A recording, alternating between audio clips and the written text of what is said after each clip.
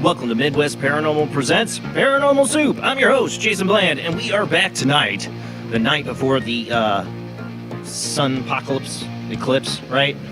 It's the world losing their mind. But we're here tonight. Well, last week we had an alien contactee on, Dolly Safran. Tonight we have another lifelong alien contactee of interdimensional ETs, Nancy Thames. So it's been kind of an alien contactee experience on Paranormal Soup for the last a lot of shows recently, and I feel like it's because they're here, they're coming, there's time for disclosure, right? Well, we're going to talk about it tonight. You know the disclosure ain't coming from the government. It's coming from us. We'll get into all that, and we'll open up the phone lines later in the show. And Jamie said my voice sounded different, and it does. Like, it's the new device thing I had. I don't like, somehow it's got the compression wrong. So if I sound weird tonight, I have a new interface, and I'm still getting it right. So if it sounds weird, just hang in there. Hopefully it doesn't sound bad, but we got a lot to get into, so let's go ahead and get rolling on into it.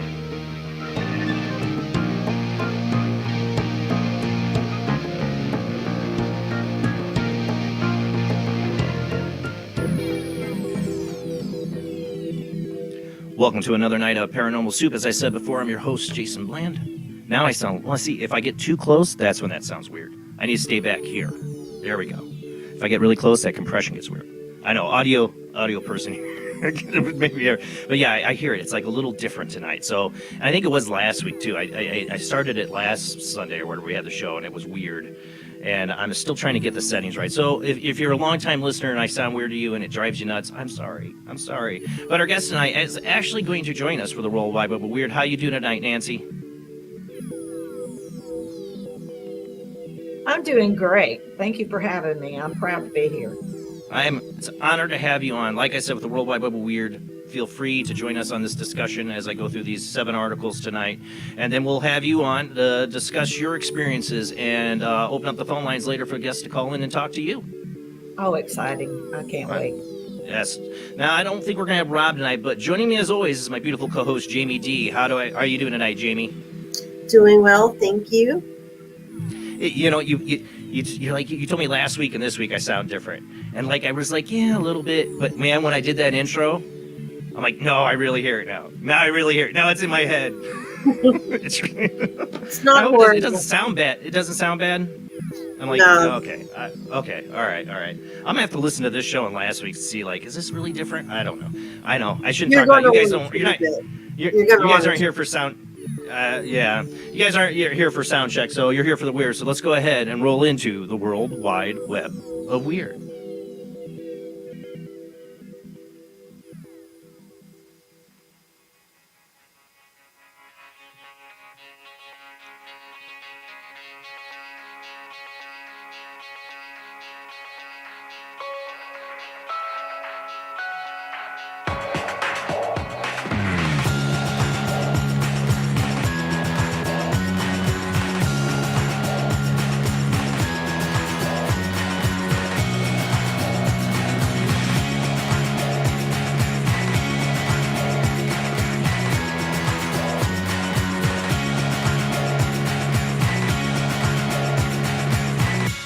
Tonight on the World Wide Web of Weird. This one, my wife was talking about chemtrails the other day. I know that makes my wife sound like a conspiracy nut job. Oh, I've been talking about chemtrails before. Anyway, no, long time though, long time. I'm not saying I'm a believer, but it does seem weird, like something's being sprayed in our skies. No, it's just contrails, right? It's just contrails. Well, legislators in Tennessee feel differently. There is an old conspiracy. This is the title of the article, by the way. Old conspiracy reemerges as Tennessee moves to ban chemtrails. For those listening on the Paranormal Soup radio network on the Talkstream Live Paranormal Radio app, we are live on Facebook, YouTube, and Twitch. But if you want to listen, I will narrate as best as possible. All right, let me. I got to do a share screen here, and you know how badly I suck at that. Let me get this. Hold on. See, I'm not even ready. Okay. Yes. So I don't know if you believe in chemtrails or you think they're spraying stuff in the sky, but there's never been any legislation really to tell anybody they shouldn't be spraying anything in the sky is what I think we're finding out here. So let me see. I got the Unexplained Mysteries article. It's shorter than this one. I think it's from The Guardian is the original article. An attack of the vapors. This is the Guardian's headline for it. Attack of the vapors. I got the vapors. Tennessee bill endorses chemtrail conspiracy theory. Wow, I love how they titled it. Back in the 1990s, a conspiracy theory emerged suggesting that vapor trails of high-altitude aircraft that can often be seen crisscrossing the sky are actually trails of chemicals being deliberately sprayed by the government for shadowy, nefarious purposes. Multiple possible explanations for these alleged chemtrails have been put forward by conspiracy theorists ranging from chemicals or biological weapons testing to weather modification. I remember talking with a radio host, Mancal. I called into his show, and I think he thought it was weather modification. I thought it was some kind of respiratory illness causing thing. I don't know. It's weather modification, and it's to do the sun dimming to help cool the climate by bouncing the Earth's sun rays back to the sun. It's not a conspiracy. It's all over the internet. Bill Gates has been talking about it openly because he wants to block out the whole sun. Let's go Highlander 2 on it. And I have all the U.S. patents going back to 1918. See, there's your true believer right there. Jamie does her research. She knows. I'm like one of my every day. I knew a guy who actually recorded the air traffic. Like he had high-end radio, ham radio stuff, and he was tracking the planes that were spreading it. Like he was totally in it. This was the 90s. Now. Yeah, this was the 90s. That's how far back it goes. Of course, this article goes on. So does the Guardian's, totally dismissing it. But Pennsylvania is serious. If you look at the sky, sometimes you see contrails. This is their. Oh no, I'm not going to even get into the skeptic's explanation. We know what they say. But he does say it's not going to make any difference one way or the other. How could they even enforce it? That is a good question. You can get patrol planes up there, lights, like, what are you spraying? They use other people's licenses. It's the way they hide it down. So it gets really hard to prove who's doing what. So they're purposely cooling the planet? Is this like some secret project? No. They want the White House said beginning January 1st last year, they want to do a 3-year project to bring the Earth to a 1/3 cooling point. And but at Jamie, that point, they're going to reevaluate. They're sending little particles into the air to represent the volcanic explosion. But they've been doing it since at least the 90s. Yeah, for all different reasons. I mean, these have all sorts, like Agent Orange. They have been doing this for all different reasons. We know they radioactive tested in Indianapolis area and all that. For drought reasons. They do it for all sorts of different reasons, but they're doing it. They have tornado makers. There's no law or legislation saying they can't. And maybe now, what happens if this passes? An ethical part to it that is raising the concerns because it is so unsafe, because it is contaminating. It's a violation of just, causing skin cancer. We're full of aluminum. Yeah. I mean, either way, don't be spraying anything in the air. You have no right. The air is for everyone. And everybody says, F you. Don't spray stuff in our air. It's that simple. Please pass a law saying you can't just spray whatever you want in a plane, aerosol. Half of the planes that they try to say it's contrails aren't even capable of producing that. Right. Exactly. And the way it spreads. There's a difference between the way a contrail Mhm. spreads out and a If you chemtrail. watch it spread, I will actually videotape them creating the clouds, and then I have the helicopter with the drones going up, We got to and move on, though. I can't get you. See, I get Jamie on this conversation. We could go all night this is talking the about hill this. I'm going to die on. Oh, no, I agree. My wife is right there behind you. My wife's on top, and she's been right on the chemtrail for many years. All right, let's move on. So this next one, another legal issue. This guy wondered. So let me get to the next one. I forgot I'm controlling this. See how quickly I forget that quickly. There we go. Okay, next one, legal issues here. You know, so let's see here. He says, "Oh, I'm just one of my friends just said I have a weird echo." Why would I have a weird echo? Do I sound like I have a weird echo? I don't know. All right, move on. All right, so man who intended to visit Washington State had wanted to know if shooting Bigfoot would break the law. This is their Facebook posting. Stephen County Sheriff's Office. It might sound like a silly question, but when you think about it, the legality of shooting and killing a Sasquatch, should such a creature actually exist, isn't entirely clear. According to the Stevens County Sheriff's Office in Washington State, such uncertainty prompted one caller who said that he was planning to hunt in the Big Meadow Lake area in mid-April to express concerns about breaking the law should he happen to bag himself a real-life Bigfoot. I tried to send him to Fish and Wildlife, but they had sent him to us. A post on the office Facebook page read, my name, of course they removed it, is worried about how to stay within the law while hunting the Big Meadow Lake area because our state rules are not clear about hunting Bigfoot. This is a response. He needs to know, one, is it illegal, or this is what he asked, is it illegal in Stevens County to shoot Bigfoot? Two, does he need a regular hunting license to keep his Bigfoot hunt legal? So is he purposely hunting Bigfoot? That's what I want to know. If he doesn't hear from someone today, he plans to call back tomorrow. The caller even made a point to state that he would deliberately avoid shooting any female Sasquatches, so he is out there trying to hunt Bigfoot. The sheriff's office replied to the query by recommending he talk to officials in Penn Oriole County instead, and followed this up by insisting that there are no Sasquatches in Stevens County. We know this because one of our deputies would have accidentally hit one with a patrol car by now. That's their way of joking about it, obviously.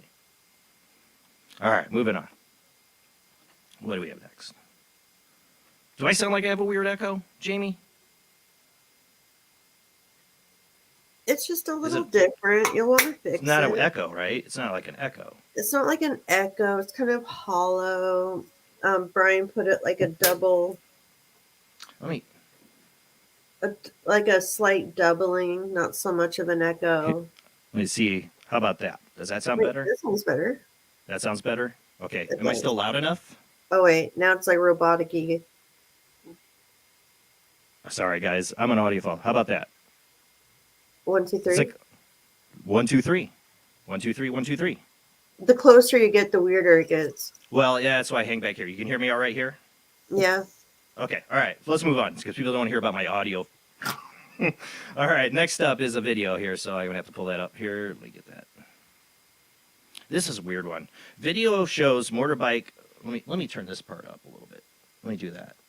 Because usually I have that there. Ooh, I How about wanted now? to do this one. We didn't do this one. You didn't? Yeah, see this? Isn't that crazy? Mm-hmm. Like there's somebody walking up on them.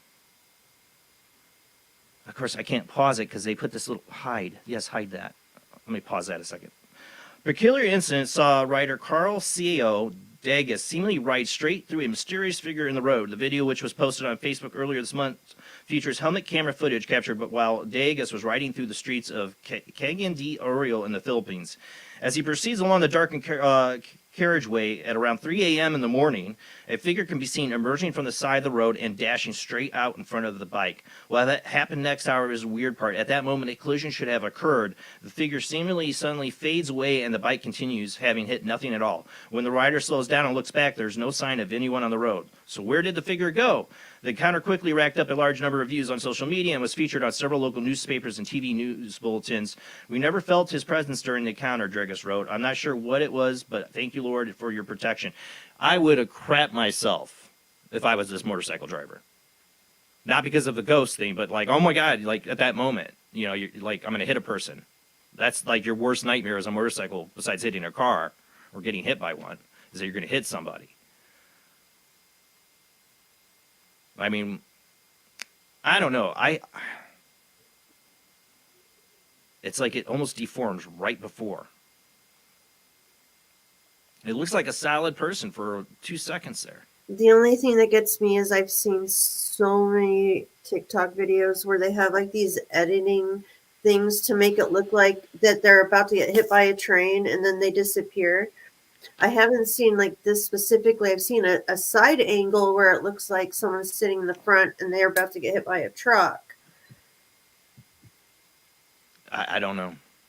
Anything's fakeable Could now. they stop, like just hit stop, the person moves, and then they hit record. But what I will say about this has somebody behind it. A lot of those TikTok videos I don't ever cover or do anything because there's no provenance. Nobody put their name behind it. This guy did, so I'll cover it. If it has no provenance, I don't usually cover it. It means nobody stuck up to say, this happened to me, here's my video. Exactly. When it's like, here's a video, unknown source. Then I'm like, I don't care. Who knows? It's probably fakery. If somebody's going to put their name behind it, I give it more credence. Doesn't mean it's not fake. It piques more in my interest because I've seen tons of paranormal videos all the time. I can't tell you if they're real or not. I'm no expert. But I just like the ones where it has somebody that tells the story, that like says, I took that footage or I took that photo or this happened to me. And another, poor security guards, man.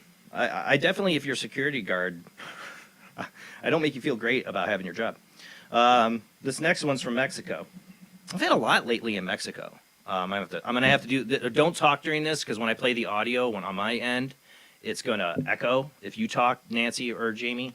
So give me a second here. An eerie video circulating on social media in Mexico shows the moment when a department store security guard stumbles upon a group of Alexa devices playing in the middle of the night. The bizarre incident reportedly occurred earlier this month as the man was making his rounds at the Iron Plows shop in Mexico City.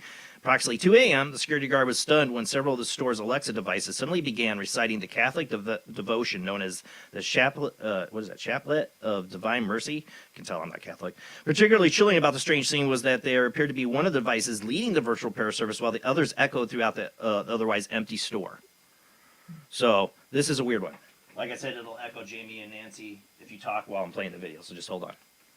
Let me backtrack this here. Oh, I gotta unmute it too on this end. Where's the unmute? Hold on.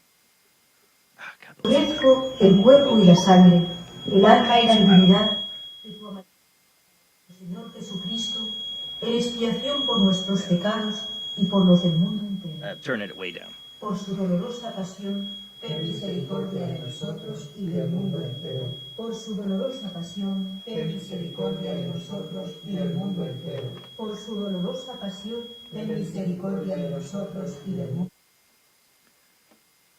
All right. Now you can talk. We're going to play that again because there's a high-pitched sound in there. But you can talk. Did you hear the way that they're responding to it? Like the AI are at a church service together or something? Out by it. Who knew Skynet was Catholic? I didn't know. That poor security guard. He's probably like, I quit. That's when you unplug them. And then they still keep talking. Then it gets worse.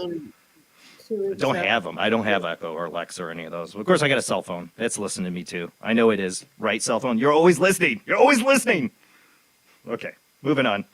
All right, so let's get on some UFO stuff. I think that's what I got next, right? Where am I at?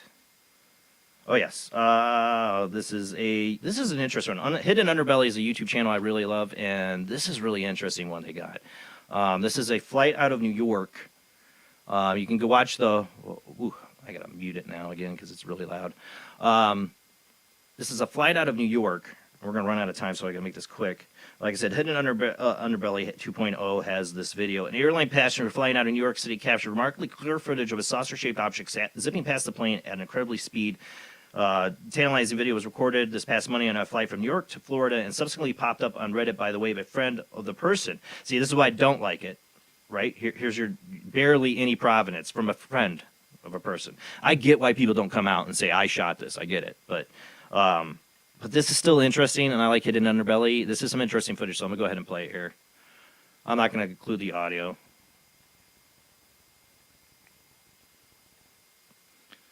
It's just a lot of airplane noise. That's all you hear. But it's going to go by, boom, so quick. And then that's a slowdown. And then you got to really slow it down because it's literally 3 frames. 2, maybe 4 frames. 4 frames.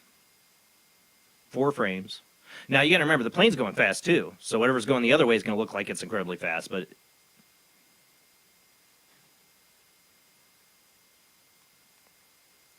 I don't think that's a drone. If it is, we got some problems.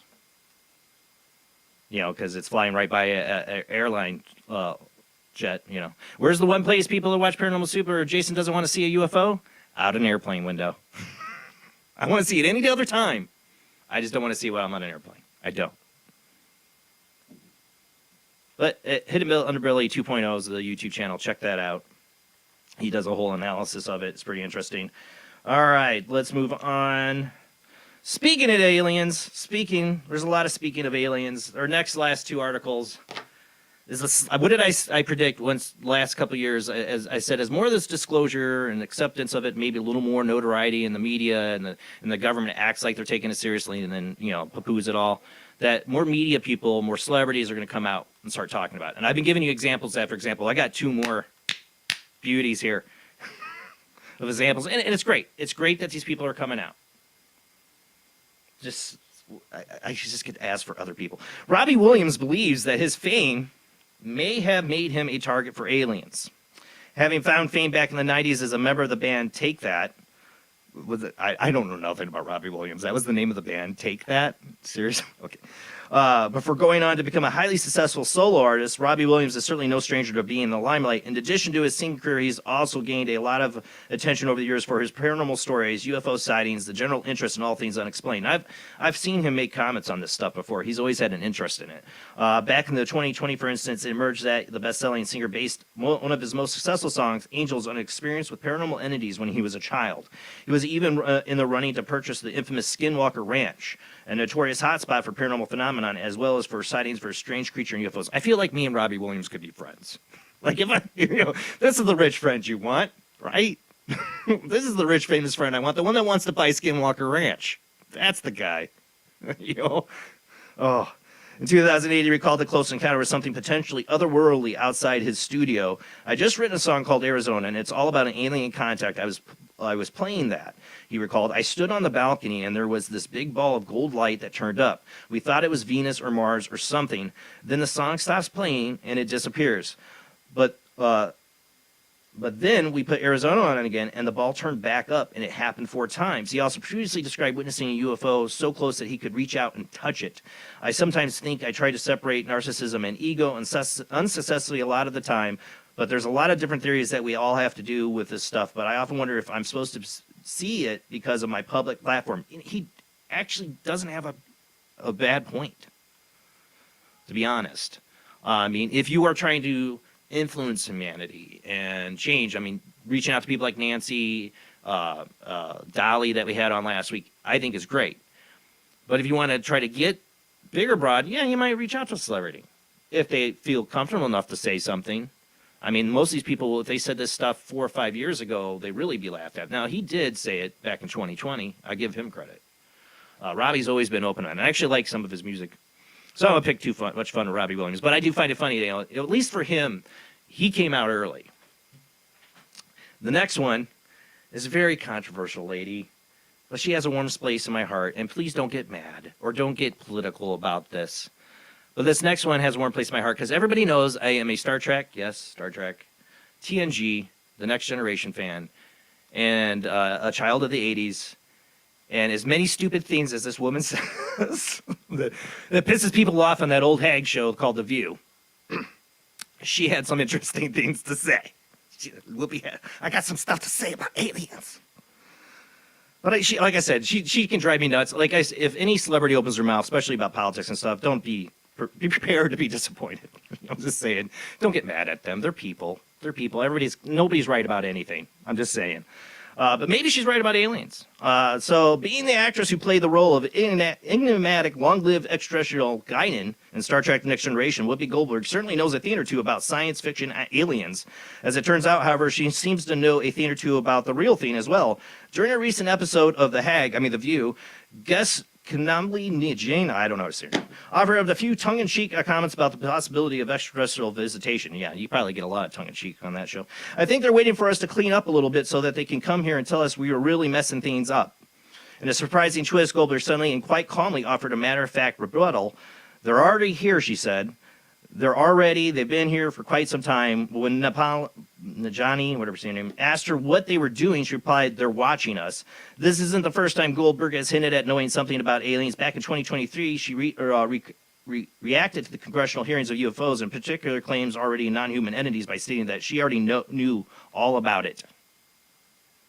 You know, love her, hate her, these people are coming out, and it's time. It's time. You know, I'm just saying, like, you know, celebrities are not scared anymore to talk about it. You shouldn't be scared to talk about it. So call in tonight. Don't be scared. Whoopi ain't scared. She says a lot of stuff. Obviously, she's not scared of nothing. But call in tonight. Join this conversation with our wonderful guest tonight, Nancy Thames. We are going to go to our commercial break.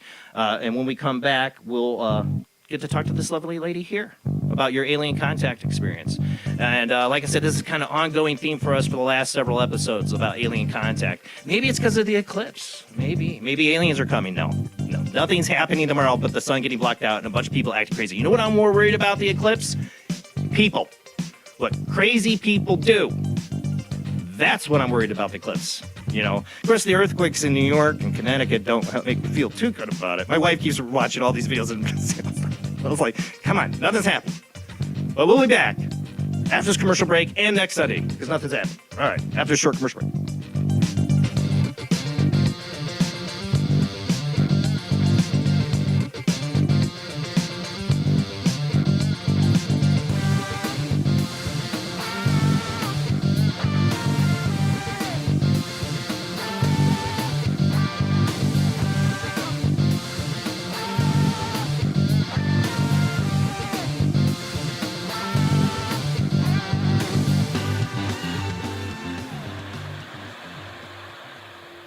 Join us every Wednesday night at midnight Eastern Standard Time for Weird Wednesday, the live stream, with your hosts Jamie, the Living Dead Girl, and Rob, the Phantom, where we'll talk about all things paranormal, including zodiac, astrology, tarot card and oracle card readings, live ghost boxing and spirit communication, where we'll do Voices from Beyond, the Cold Case Files. So we hope you join us live on Facebook and YouTube every Wednesday night at midnight Eastern Standard Time. We hope to see you there. Bye-bye.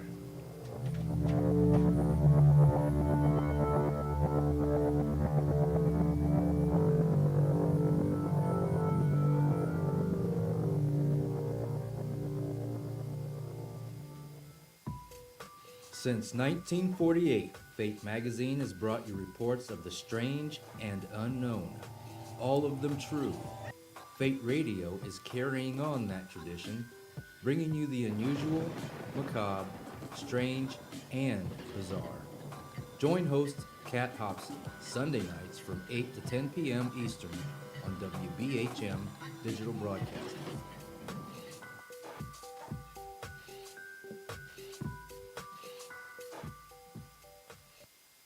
Of the second kind, physical evidence of a UFO. Close encounters of the third kind, contact. From Steven Spielberg, the director of Jaws, comes one of the most ambitious and unusual films ever made. And what you will see has never been seen before. It's a cosmic mystery crossing what many scientists believe will be the next threshold of human experience. It is called Close Encounters of the Third Kind.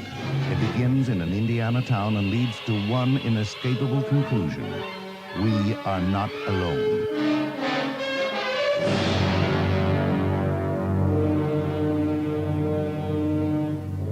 Close Encounters of the Third Kind. Certificate A. Now showing at the Odeon, Leicester Square. The international chart-topping, haunted horror of Haverfordwest has been described as terrifyingly real, a must-read. Shocking and chilling brilliance. Genuinely worrying, utterly frightening. Don't read before bed. Described as one of the spookiest writers out there, best-selling author G.L. Davies presents Haunted, Horror of Haverfordwest, the true paranormal account that is shocking the world. Dare you enter? Dare you read? Haunted, Horror of Haverfordwest is available on Amazon, Barnes & Noble, Kindle, and wherever books are sold. Pray you never have to live there. This is the sound of a space clock aboard a U.S. satellite 180 miles above the Earth. No one winds up this timepiece. It's powered by a tiny battery, a battery that delivers power for years without replacement. Now the same type of battery, the Duracell battery, can bring new reliability and long life to your battery-operated equipment. Radios, cameras, toys, all run far longer. Duracell batteries, the long-distance power cells, outlast any ordinary battery. The same type of battery that keeps space clocks running for years can bring long life to anything powered by batteries. Dura, as in durable. Cell, as in power cell. The Duracell battery, made by Mallory. Are you intrigued by Paranormal Talk Radio? You'll love the new Paranormal Radio app from Talkstream Live. You'll find a great selection of talk shows covering UFOs, ghosts, strange phenomena, and much more. Download the Paranormal Radio app now and start listening to the very best in paranormal talk entertainment, including the network you're listening to right now, the Paranormal Radio app, free in Google Play and the iOS App Store. Switch to DCS Ranger. 240, nominal to profile.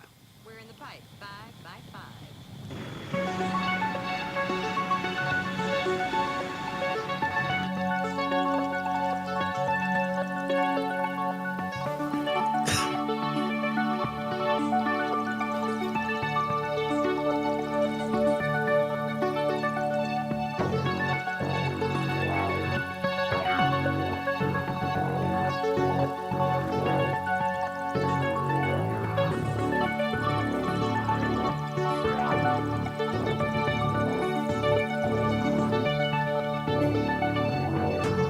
Tonight on Paranormal Soup, our guest is Nancy Thames. Nancy is a former Department of Defense employee, a lifelong contactee for interdimensional extraterrestrial beings, has emerged as a significant voice in the realm of alien disclosure and spiritual awakening. Her journey, marked by personal struggles, transformed profoundly through her continuous extraterrestrial encounters. These experiences, initially suppressed, were eventually embraced as Nancy began to understand their purpose in her life and for humanity. She has come to the decisive conclusion: it is time for disclosure. Her dedication to this cosmic narrative propelled her to create TimeForDisclosure.com, a platform advocating for open dialogue about extraterrestrial interactions and the greater implications for humanity. Here she shares her personal encounters, insights gleaned from beings across the dimensions, and her perspective on what these interactions mean for human evolution. Nancy works underscores a collective call to awakening. She stresses that experiences often labeled as abductions are, in her understanding, the enlightened contacts, part of a broader benevolent interaction with extraterrestrial entities aiming to usher humanity into a new era of cosmic participation. This mission, conveyed through her writing and community engagement, is driven by a philosophy of unity, spiritual evolution, and the pursuit of truth, extending on an invitation to all of humanity to acknowledge and embrace our place within a larger galactic framework. Tonight, open lines later for you guys with Nancy. Call in with your experiences, even if you shared them before. I always like hearing a guest perspective on your experience, even if I don't care if I've heard it before. I want the guest to hear it. So call in and share tonight with our guest, Nancy Thames. But let's go ahead and get rolling into the show.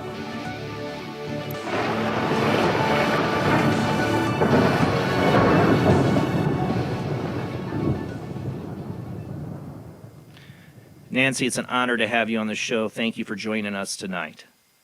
Thank you. I'm proud to be here. Really, like I said, we've kind of had a very much last month and a half or so, we've had a lot of alien discussions especially about contact, more about what people are experiencing with it. And it's been more on a contactee basis lately with guests. I mean, I've had people, I think, like my friend Terry Lovelace, who's gotten more comfortable with, I think, his situation, whatever, with it. But for me, he's like a my lab. You know, what's happened to him does not seem very peaceful or interdimensional. I want to get into that later tonight because there are people that have negative experiences. No way of ands and no buts about it. I know them. Yes. You know, but I also know people like you and others that have this very spiritual experience. Even people like Reverend Bill Bean. I'm not saying he's a contactee, but he's a Christian man who sees UFOs in the sky and sees them as a spiritual thing. You know, that there's so many different experiences and perspectives on what is happening, but there is one definite thing. It is happening to people. So tonight, I don't know where you want to begin with your experience or let people know about your journey to where you are now or how you want to start that tonight. Okay. Well, I am a lifelong contactee of the interdimensional and positive extraterrestrials. And my first conscious memory started about 2 to 3 years old. And they were always come and get me, come to my bedroom or come wherever I was. And they would always send 3 grays. And these 3 grays were alien hybrids that were designed by the interdimensionals and the tall grays. They designed these hybrids because interdimensionals and extraterrestrials have a problem with the density on Earth, and it's not pleasant to them to do the back and forth. So they created these hybrids to do the legwork.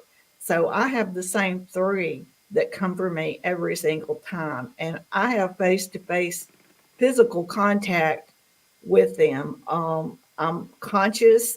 If I start to get overwhelmed with anxiety or nervousness, they will tap me on the forehead and put me in a functional but subconscious state where I'm fully functional and I can move about and do whatever they were wanting me to do. Yeah. But the problem with that is when I would come home and wake up, my memories would be fragmented. I would have bits and pieces. And so I realized very quickly that I had to work on me working on the fear aspect, me working on the frequency exchange. For me, it's not what they look like. It is the frequency exchange. We are at a very low vibrational frequency. They are at a much higher frequency. We live in a 3D world and they live different dimensions and or they're a higher frequency. So that exchange is unbelievable feeling, and it's something that our brains do not understand. So everybody that experienced this, your brain doesn't understand. And it's tweaked in our DNA from the early stages of our evolution. Everything to us that we didn't understand, our brain triggers in fight or flight. Right. So everything was considered a predator. So we don't know how to do it. So that's why I say a lot of people, because of that fear tweaked in their DNA, there are some misunderstandings, but there also, I agree with you that people have had different type of experiences than I have. And I do know the difference. And I know why the positive and the interdimensionals are here now. So I'll let you ask me some questions, or I can keep on whatever you want me to do. Well, I find it I want you to keep going, but I did want to ask about the 3 entity grays. You said you call them hybrids. Last week's guest, and I've had others call them kind of like biological androids, I think would be, or I don't know if I'm phrasing it right, but like they're biological, but they're synthetic in a sense. They're made to be like having a C-3PO, but he's made of flesh. They are biological, and they were created, and their DNA was tweaked to be able to serve their purpose, their function, which is a transport for contactees. There are many, many different races of grays. There's over 63 different races, and they're all different heights, all different colors. And in every single race, there's many different types within each race. There's many different Anunnaki, many different Arturians, many different Palladians. Yeah. And some of these I consider as positive extraterrestrials. Some of these, especially the lower rim extraterrestrials, I consider some negative. Now, that does not mean that they are demonic and that they do not have souls. What that means is they are self serving and they care nothing other than serving their own agenda. They could care less about the impact that it had on people when they came and did their genetic testing, their agenda. They did not care what people felt or experienced. And the positive extraterrestrials, interdimensionals, do care. And they do everything possible to make the interaction a positive aspect. They can be invisible. They can change the scenery around you. They can take an image from my mind that I'm comfortable with. And when they come before me, they don't change into that image, but that is the image that I see. And it could be anything from a person but usually it's something that you know that it's them. As I've gotten older, I know it's them, but they're trying to reach a comfort level with me and have a conversation.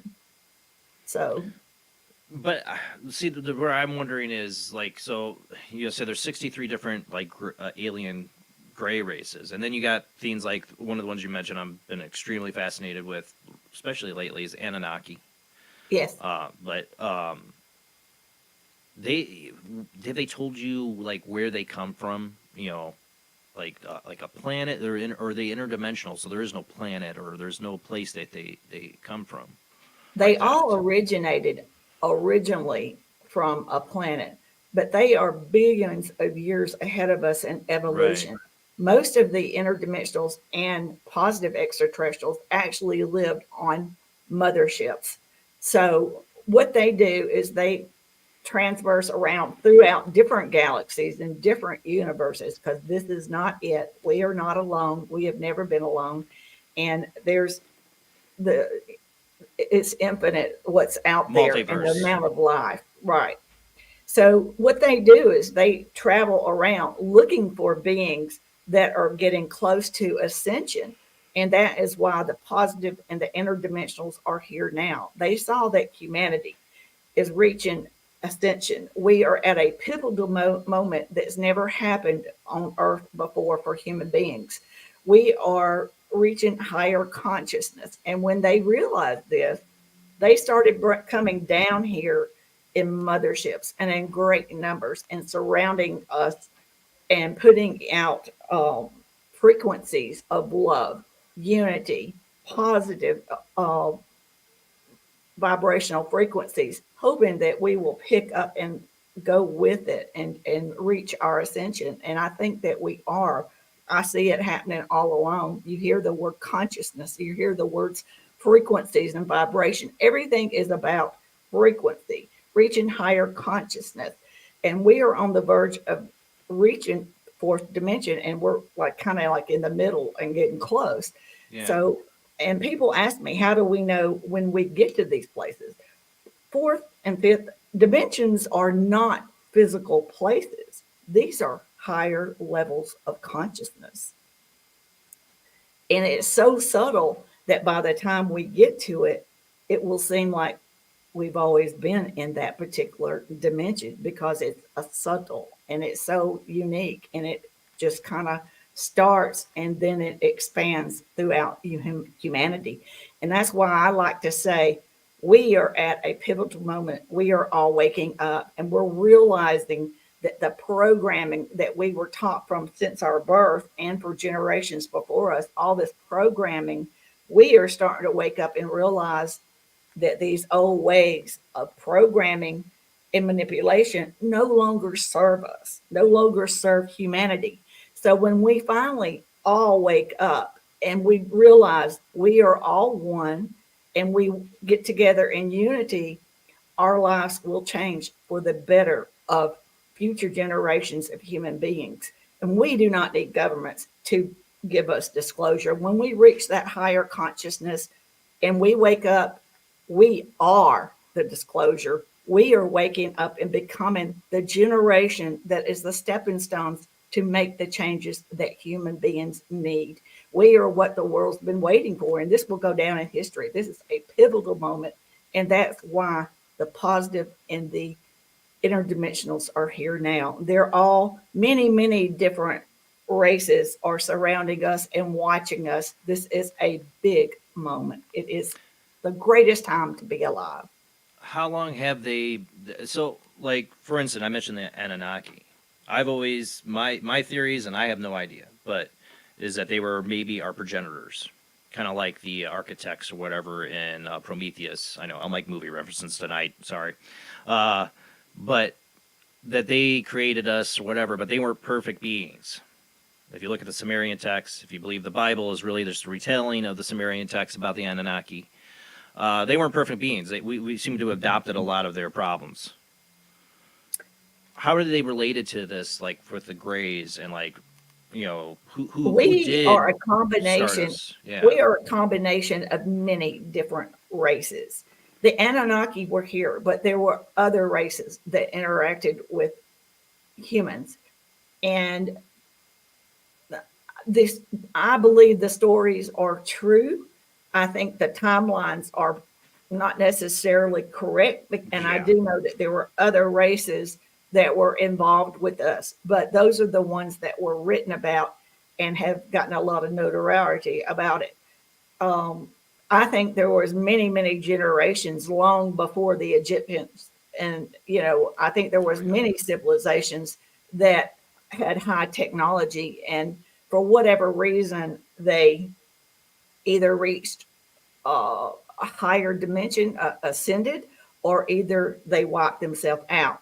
And from what the interdimensionals have told me, they are here now to assist us because of this We being need a it. pivotal moment.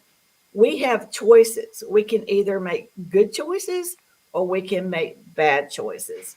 And what we do with our technology will make a major difference. If we work together, reach our higher consciousness, use our intelligence, and use it to benefit all of humanity, not just let certain individuals manipulate and control how it's used. We can use it to be the betterment and better ways of living so that we can enjoy our lives, not be in a slave system, manipulated, working 9 to 5, given social security numbers, being Filled exposed with to toxins, toxins. Yep. being Thank you. exposed to toxins in our air, our water, our We were talking food, about the all these chemical things. trails. Yes, were done intentionally to keep humanity from reaching higher consciousness by keeping us dumbed down and unhealthy, because everything we ever needed was put here on earth, and either they're sitting on the technology or Right. either some things maybe we haven't found. I think it's more about they're sitting on the technology. There are cures for everything here for us. When they created this planet and everything on it, everything Right. is connected, everything is one. We are connected to everything on the planet, including Earth. Earth is a living, conscious being, and everything on our planet, including the plants and trees, is a living being. And we are all connected. And we are Even connected water. to the, yes, Water it's a has living being. consciousness and Yes, memory. yes. And we're connected to the Rocks. universe. So whatever we do, it affects our environment, the balance of nature. It affects the universe, and it affects extraterrestrials and interdimensionals and on, because we are one and we are all connected. And we are going to wake up and realize our connection and the beautiful things in our DNA that has been dumbed down and kept us from being who we are. But we are waking up, and things are going to become quite beautiful for humanity. See, I've always wondered that, like, I mean, besides the fact of medical tyranny of the whole medical industrial complex that wants to keep us sick to make profit off of it, Exactly. but that there's some other bigger purpose to like all the toxins in our food, all the stuff they want to. I mean, the stuff is scary that they want to do. Synthetic meats, and they want spraying us with chemtrails for how many years now, or whatever they're doing. That there's more than a purpose just to make us always sick, to make a bunch of money in the medical industry or something like that, that there's some other purpose maybe to keep us from evolving, Exactly. state that they know could be dangerous to the government. Imagine if you're told, imagine this, all the, as far as I know, like, we'll get into this tonight, how they've talked to you and your experience. I want to get a little more detail how these experiences go. But one of the things I hear from contactees all the time and abductees is the telepathic communication, and that there's no lies between them. Because it's it's this consciousness thing. Well, imagine that for governments to keep a lot of secrets and lie to their people all the time, and media and industries, medical industry, and everybody that lies to us all the time. We suddenly all could tap into this kind of conscious telepathy where we can know they're full of crap for sure. That wouldn't be good for them. Exactly. And they know that they're on their last legs. They knew this day was coming. And so there is a lower rim of extraterrestrials that came and worked with different fractions of government and worked with the Black Hats, the Illuminati. Right.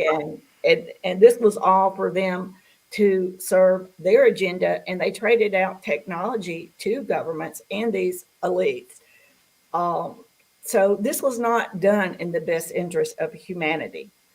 But when the interdimensionals and positive extraterrestrials realized that we were reaching higher consciousness, they told these lower rim extraterrestrials to leave humanity alone, to leave us alone, because they had already stepped over the boundaries of humans being here on free will. And when they did that, they were excommunicated by the interdimensionals and the positive extraterrestrials, meaning that they were no longer part of a collective consciousness. So they were like rogue extraterrestrials, self-serving, doing their own thing. And some of these are gray races, like that Yes, they the look Greys, like them. and there's some other races that have Yeah. done some not so positive things. Not everybody wishes to see humans reach ascension, humans to Why? reach the galactic realm, the cosmic realm, and find our place in it. But all these things are going to happen. Why is it that the lower realm entities, or these entities that are like excommunicated, what do they gain from humans not ascending it, I guess, or what it is it that they get out of it? They're in control. Just And control of us? as long as they all work together and keep us dumbed down, we are manipulated. We are easy to control, and we are manipulated. And we Guess serve what? to their best interest for the extraterrestrials. They're doing genetic experiments and things of this Right. nature. For the elites and the cabal and all these Black Hats, That's what I'm trying to get at. Like, what are they're what are making they money. really doing? They're making money off Well, of what us. does money matter? Well, money doesn't matter to the No, lower it realm doesn't. entities, does it? There is no such thing as currency, and there's no such thing as time. So to what extraterrestrials. that's what I'm saying. What's their real thing that they want from us, the bad ones?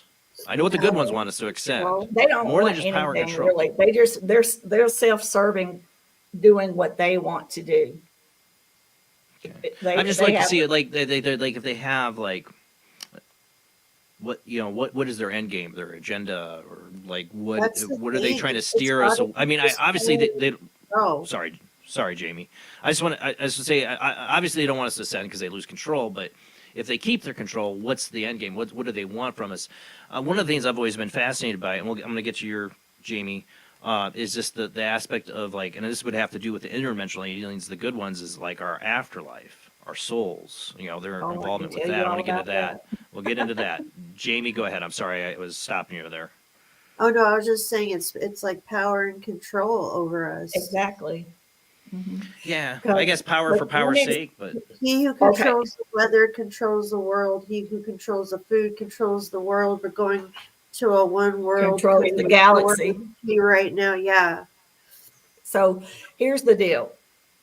Once we reach higher consciousness, raise our frequency, vibrate at a higher consciousness, we have the ability to become interdimensional ourselves, because we will be in good relations with the positive extraterrestrials and the interdimensionals.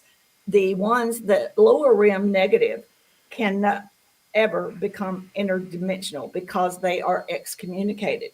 So they wish to keep us below them, but we are going to reach and be able to do something that they cannot do, because they will not receive the assistance or technology from the interdimensionals to travel interdimensionally, which they have already given to the positive extraterrestrials.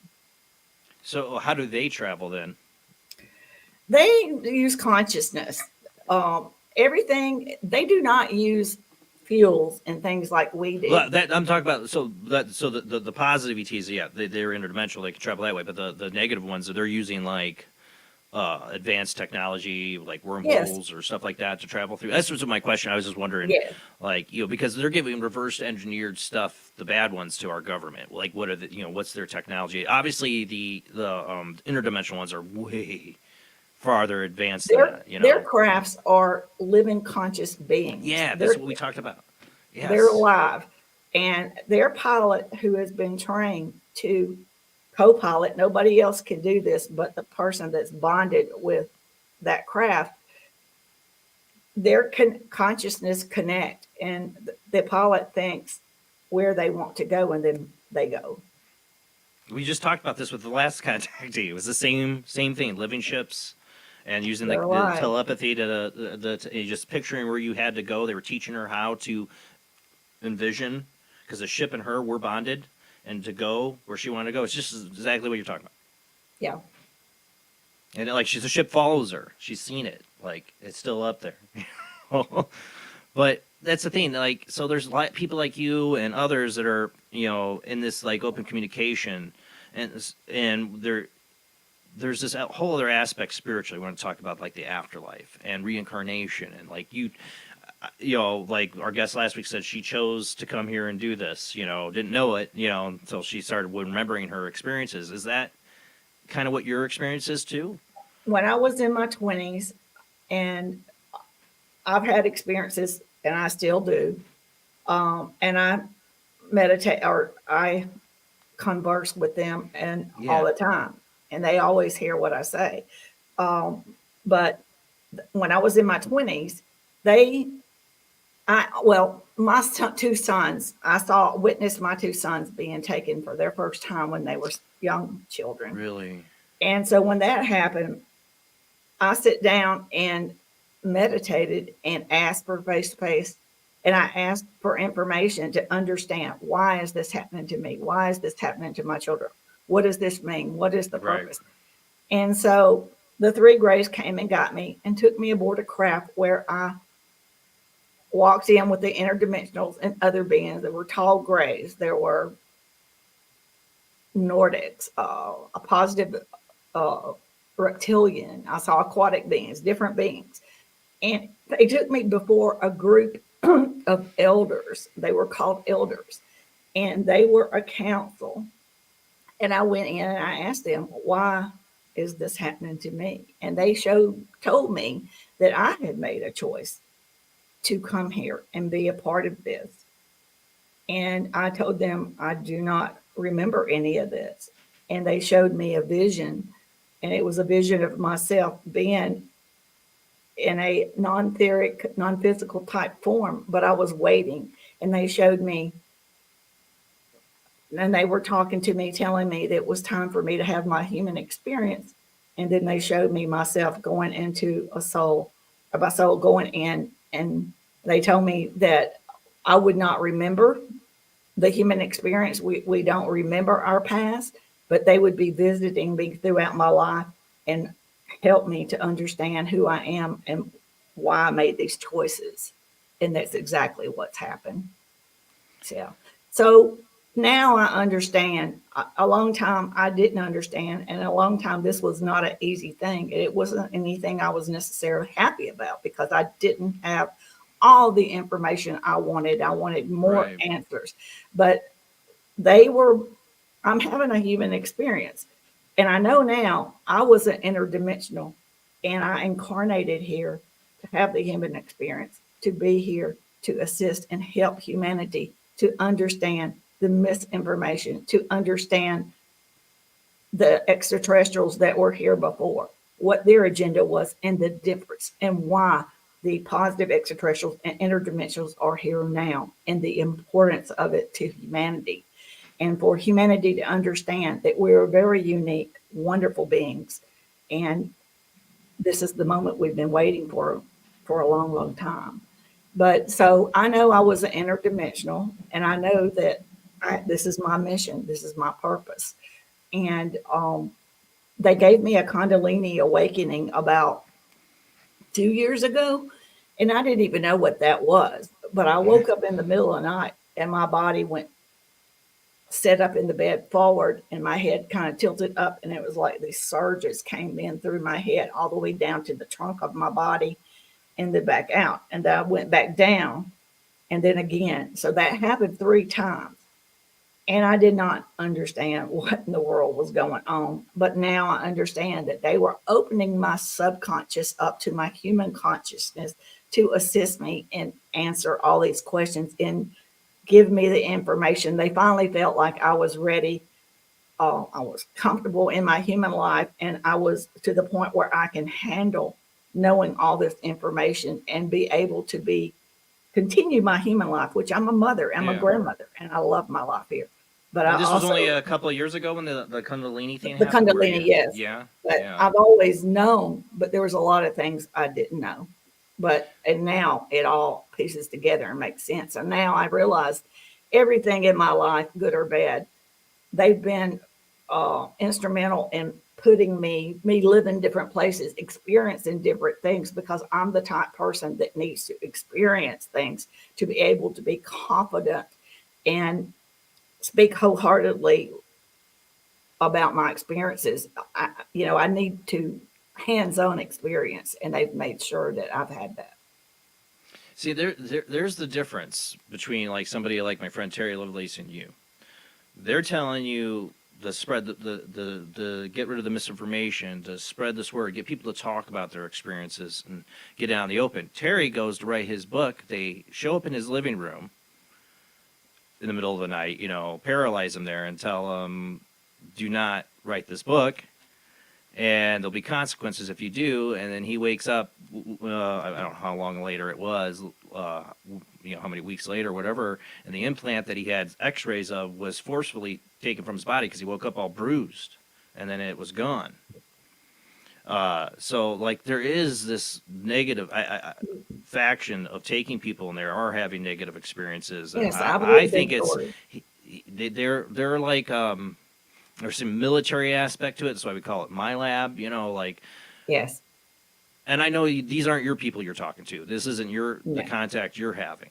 No. But what do they say? I mean, they've told them to stop it or whatever, but have they? I mean, have they really stopped? Or I think they have. If you look and do your research, and I hope you do, and you do not know everything, and I do not claim to.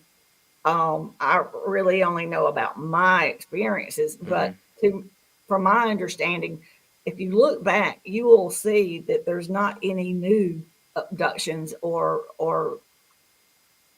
the Greys are not like taking women and taking the eggs and sperm from men.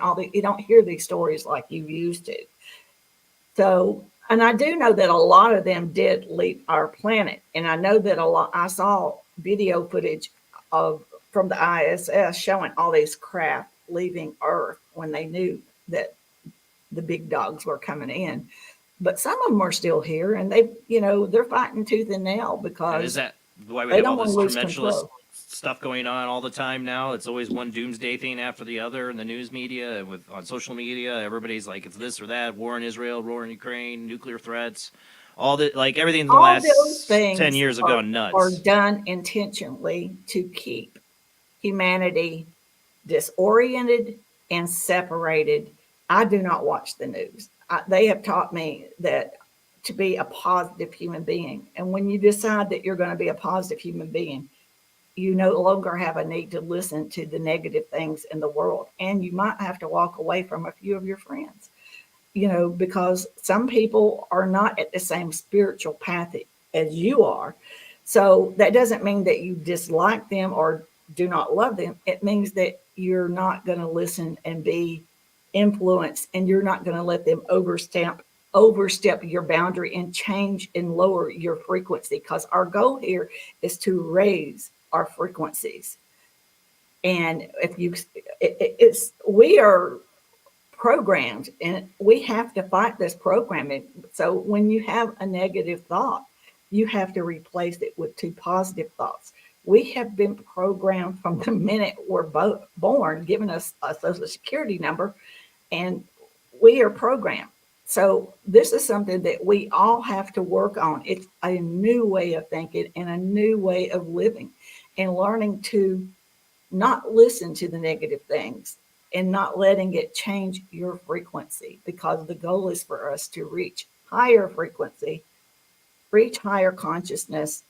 And the more that we do, the more we will be aware of our surroundings and the world around us and what is really going on. What the people putting out all this misinformation, the people putting out the negative thing, they are doing this intentionally to keep us in a separated.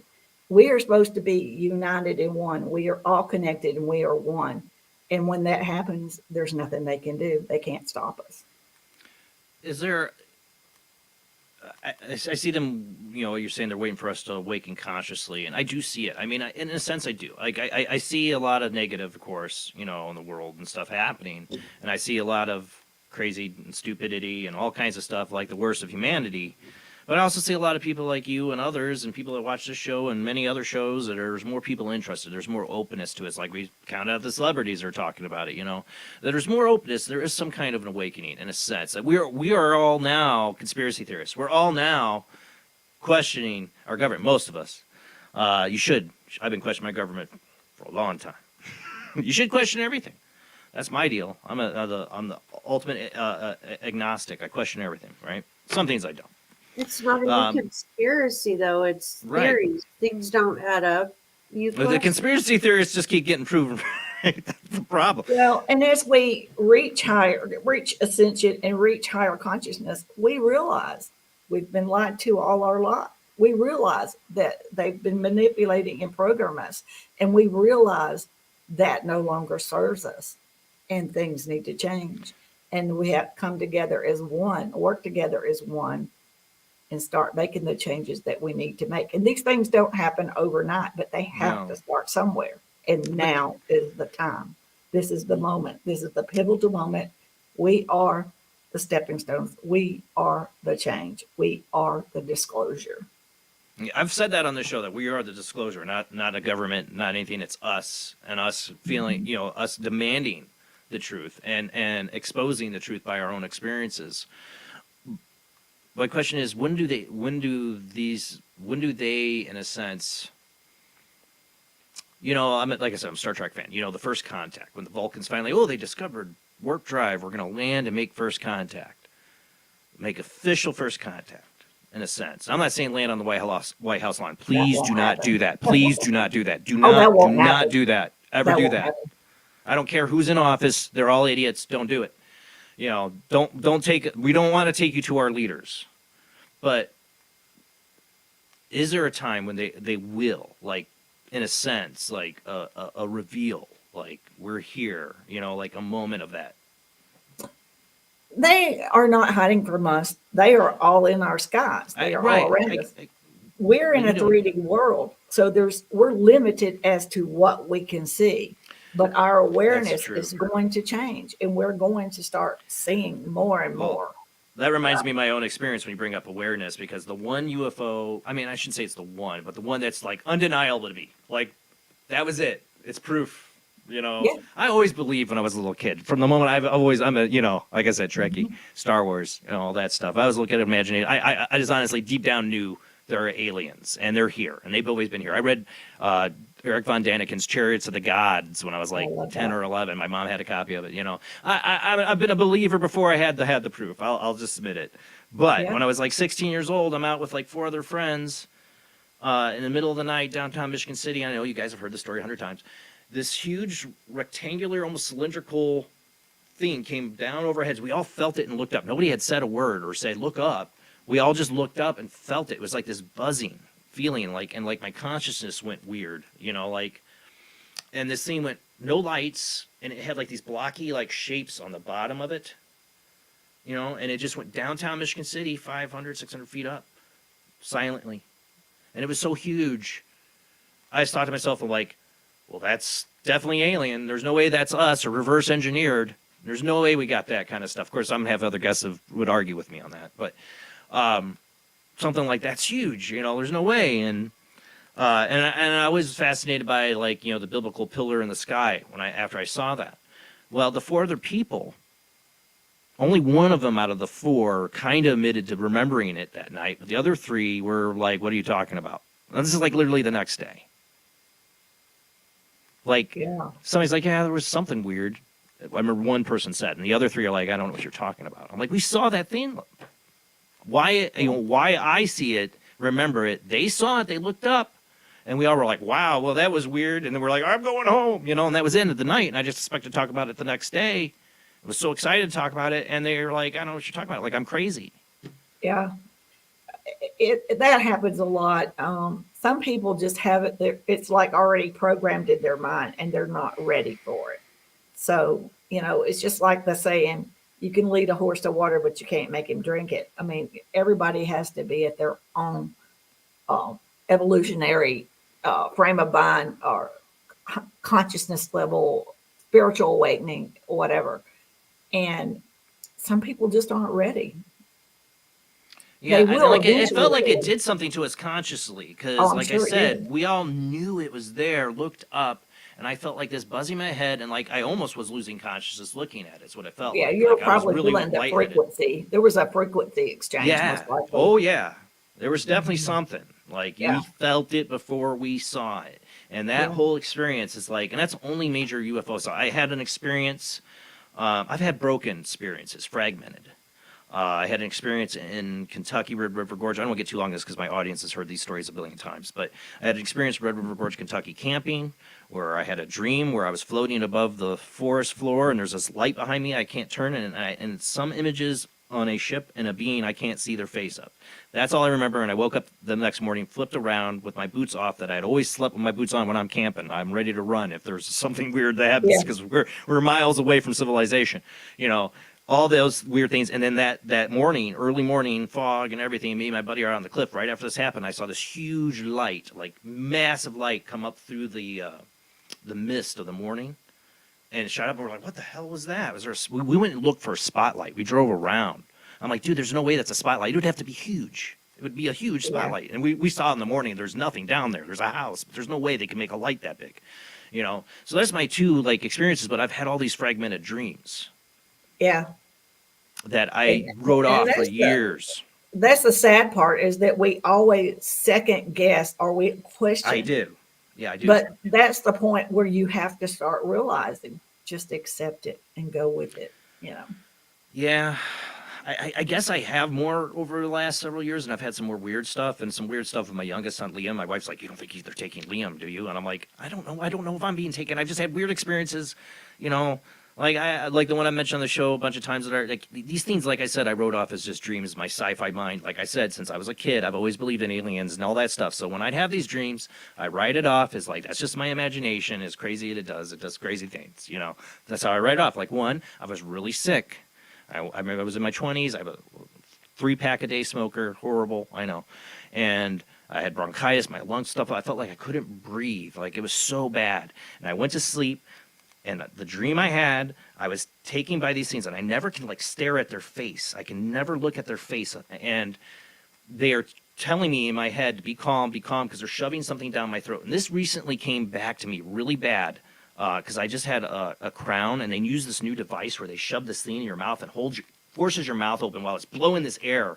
And I'm like, I have a bad gag reflex. I hate it. I hate the dentist. I hate the dentist. God, I hate the dentist. And I'm choking on this thing. And when I close my eyes, I see a face. And what do I see in that face? I see a gray. I'm serious. This happened to me recently. I told my wife, and that's freaked her out. And I started having a huge panic attack and anxiety attack. This is happening this week.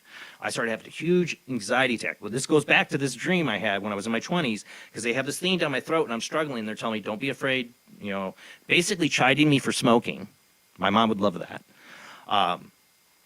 And they put this they're mentally showing me what they're doing in my body, and they're putting this fluid into my lungs. They were probably and then they're sucking it up. Yeah, and that's what they're telling me to do. And then they're chiding me to stop smoking. It took many years later, but but I wrote that off, like I said, as a weird, funky dream. But when I woke up that morning, I wasn't sick. It was gone. Like, That's amazing. Chef's kitchen. Yeah, it's like I said, but I still wrote it off. As I wrote off all the weird experience in Kentucky, it was Terry Lovelace's book. I'll give him a shout out again. Sorry, but Incident at Devil's Den that kind of made me look back, like, why do I write these things off? I've been into this stuff for so long. You know what you should do is ask your subconscious, meditate and ask your subconscious to open up into your human consciousness and reassure yourself that you're ready to know, you want the truth, and you're ready to accept and handle it, because our brains protect us, Right. and they will put up a shield, and that's just normal. I mean, that's just normal. So if you tell your subconscious to open up and let you remember, you'll start probably having the memories come back. That's why, I wonder, I can't see their face. Is it because I'm afraid of their face? But then when I had that freak out just this week when I was getting to the dentist and they had that thing in my mouth and I closed my eyes. So you did see their face, but you. That's what I wonder. Is that my having that anxiety panic attack in that dentist chair? I always summed up and you know what? Oh, I didn't mention this about the Kentucky thing, about that whole thing. And I know I shouldn't talk about myself. And I get comments all the time like, don't talk about yourself, let the guests talk. But I'm about conversations and experiences. Sorry, people. If you don't like it, there's plenty of other channels. I'm having fun. Good. I'm glad. Good. Thank you. One of the things that I remember is when I had that dream, it was like I was a higher consciousness in a sense that I knew what was going on, in a sense, is that I had this thought, they found me. Like I knew what this was all about. Like there's some part of me at the time that understood what it was all about, but when I woke up, I can't grasp it. I can't understand. Yeah. So your subconscious has all this in there, and your human consciousness is blocking it, waiting for you to get over the fear part. And I just hope it's the positive ETs. I just hope it's the positive ETs. I think it is. You wouldn't be here if it was that bad. Well, that's what I say, because when I read Terry Lovelace's, but his my experience is, like I said, fragmented, and it's nothing like I didn't, his experience is literally he's in a hospital, with radiation poisoning and sick, and he's got implants. It's it's horrible, it's medically horrible. He was a heavy guy, and when they took that implant out, he was downing the carbs and downing the calories to keep his weight on. It affected his body. He got really ill. I was really worried about him. Because he got super skinny from whatever they did, his is definitely negative. I'm sorry, it is. Sorry, Terry, it's negative. My experiences are fragmented. I can't totally remember them, but I don't think it's because they're negative. I don't know. It took me a long time to deal with the fear, because it's just something that we don't have in our everyday occurrence, and it's hard to know what's real and what's not real. So it takes time. So don't be upset with yourself. That's just normal. How many people do you think they're contacting? A lot more than what will admit it. That's what I think. This could be happening to so many people. If not physically, I do know that most of the positive interdimensionals, they like to contact somebody that's in direct lineage with them. The negatives came here, and what they did was just randomly pick people in various self-serving agendas that they had. But I know that, and I do know that if you're not comfortable, or if you don't want to continue with your visitations, they won't push you. The positive and the interdimensionals will not push you any further. They'll wait. If you're positive, but yet they know that your human side is cautious, they will work with that until you get to the point to where they know that you can openly have more conscious time with them. I mean, it makes sense. I've heard stories about, again, here's the negative side, but people that came out, that've been part of the military programs, whatever, saying that they had to watch out for some people encountering certain alien entities because it literally could frighten them to death or screw them up by just seeing them. Just think about it. If you are encountering something that's completely alien to you and you're not into this stuff like we are, how much of a shock to your system that would be. Oh, yeah. You know, psychologically, people can die of fright. People can be, people compartmentalize. The brain does that. We all know it. Through abuse, trauma, and just an experience that's so emotionally traumatic, you can forget everything that happened in that time. You black out periods. You do stuff. You do stuff, and you find out you did all this stuff, and you don't even remember it because you were in a different. Your brain compartmentalized the whole experience. Well, you have to realize that they are telepathic beings, okay? And they do not have all the emotions that human beings have. We are very emotional beings. So whatever they sense off of me, let's say it's fear or anxiety, they feel it tenfold, okay? And they do not know what to do with those feelings. They do not experience those Because they're like in their a life. peaceful Exactly. energy, So right? that's They're what not used to that. That would make sense. Tap us out and put us in a more sedated, like trance-like mode. We're fully functional, but for me, that's where I have the fragmented memories. Because But now I they put you in still this state of continue like, with the yes, like experience. calm you down. Yeah. Here's one person doesn't mind the stories from Jason. James, I'm loving the show, Jason. I was wondering if you ever asked Nancy, if you missed that part. I didn't ask her about my floating green head. One of my other experiences somebody's bringing up is when I was really little. See, I've had weird experiences ever since I was a kid. Like one of my earliest memories is me and my cousin seeing this green floating head. It reminded me of the Wicked Witch of the West that floated through the room and flew around. That's what he's talking about there in the chat room. I've seen weird stuff. I've had those weird experiences. And there's this, like you said, there's this whole spiritual side to it and people awakening or seeing. And some people, obviously, I'm not thinking I'm special, but I'm just saying some people are born with the ability to see over others. Yeah.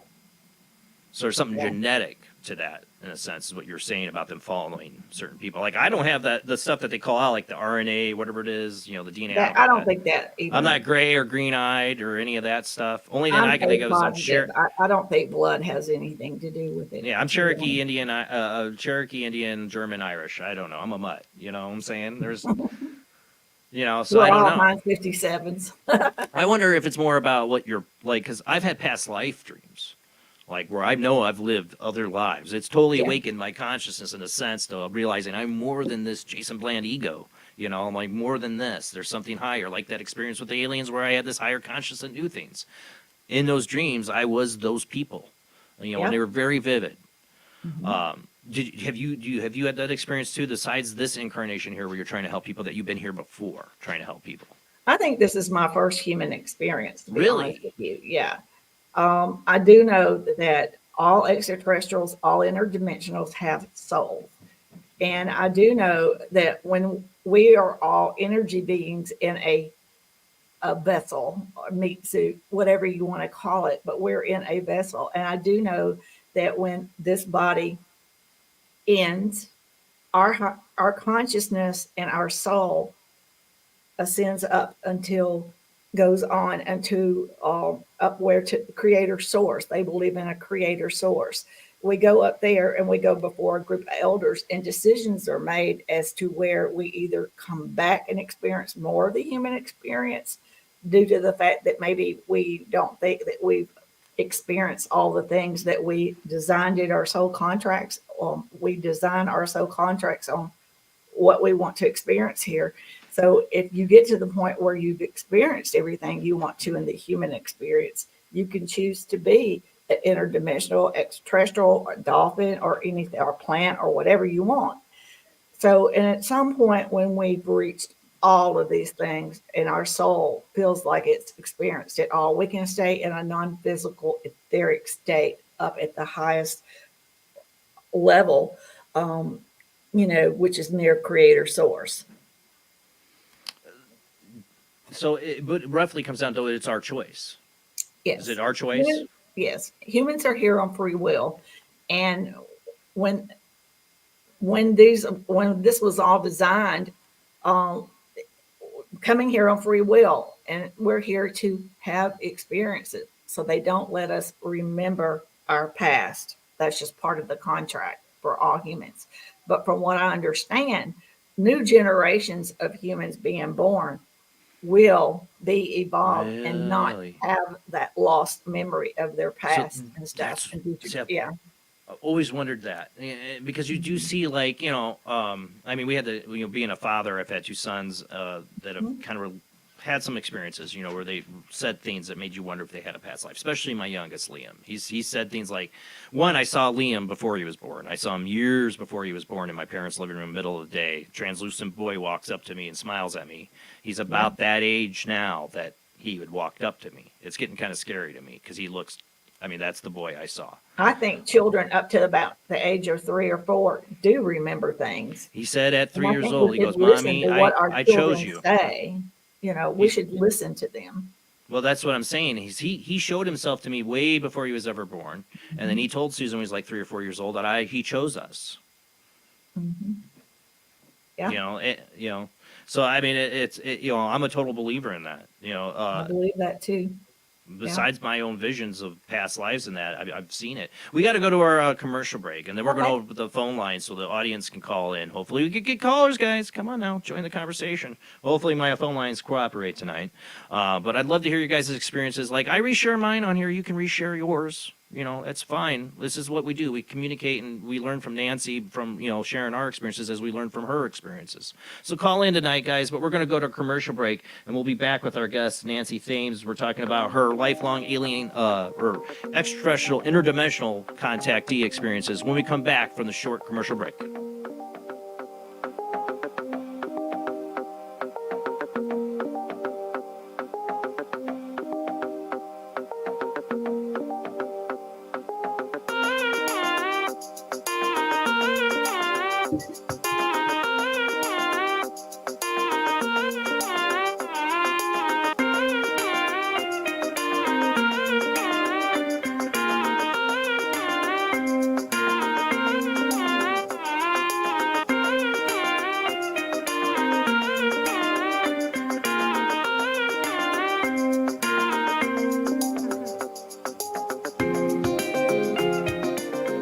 Conducting an experiment into the combined effects of sensory deprivation and hallucinatory drugs. The subject of the experiment is himself, and the experiment is out of control. Ken Russell's Altered States, a film that must not be missed, is in the West End now. Altered States, Certificate X. Do you wish for more paranormal and spiritual content? The Paranormal Chronicles magazine is a free digital magazine crammed with the very best in paranormal and spiritual articles and features. No sign-up, no subscription, just free reading and knowledge for you. Read today at www.paranormalchronicles.com/magazine.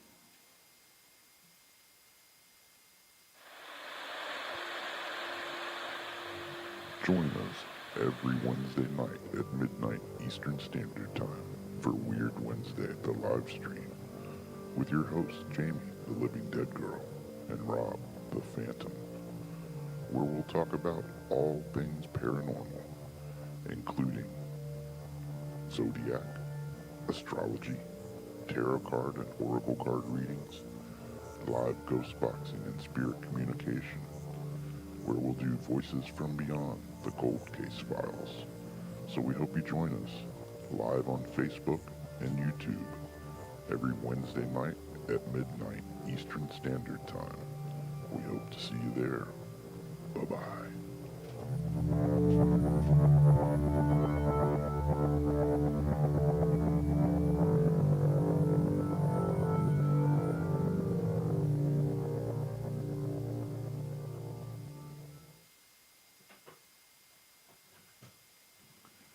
Paranation Magazine is a new paranormal magazine based out of Denver, Colorado. Our goal isn't just to give you the best paranormal content out there, but to promote paranormal unity. We're doing this by giving everyone an opportunity to tell their stories and to share their experiences. For more information, follow us on Facebook at Paranation Magazine and soon, paranationmag.com. I've Never Met a Dead Person I Didn't Like is the extraordinary travels of a young, alone, and broke psychic in the highly anticipated new book from internationally renowned psychic, medium, medical intuitive, and best-selling author Sherry Dillard. Critics have described I've Never Met a Dead Person I Didn't Like as an engrossing memoir, An empowering story of how a broken girl came to accept her psychic gift. A refreshing and fun read. I've Never Met a Dead Person I Didn't Like is available through Amazon, Kindle, Barnes & Noble, and wherever books are sold.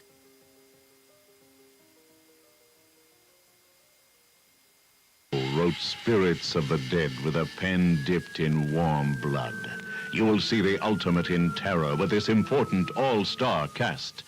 Brigitte Bardot, Alain Delon, Jane Fonda, Terence Stamp, and Peter Fonda in Edgar Allan Poe's Spirits of the Dead. Only Poe's demented genius could bring to the screen such horror and evil. Spirits of the Dead stars Brigitte Bardot, Alain Delon, Jane Fonda, Terence Stamp, and Peter Fonda. Directed by three masters of the cinema, Federico Fellini, Louis Malle, and Roger Vadim. Spirits of the Dead is an adventure in terror beyond your wildest nightmares. Spirits of the Dead in color is rated R. The fact that this city is headed for a disaster of biblical proportion. What do you mean, biblical? What he means is Old Testament, Mr. Mayor. Real wrath of God type stuff. Exactly. Fire and brimstone coming down from the skies. Rivers and seas boiling. 40 years of darkness, earthquakes, volcanoes. The dead rising from the grave. Human sacrifice, dogs and cats living together. Mass hysteria.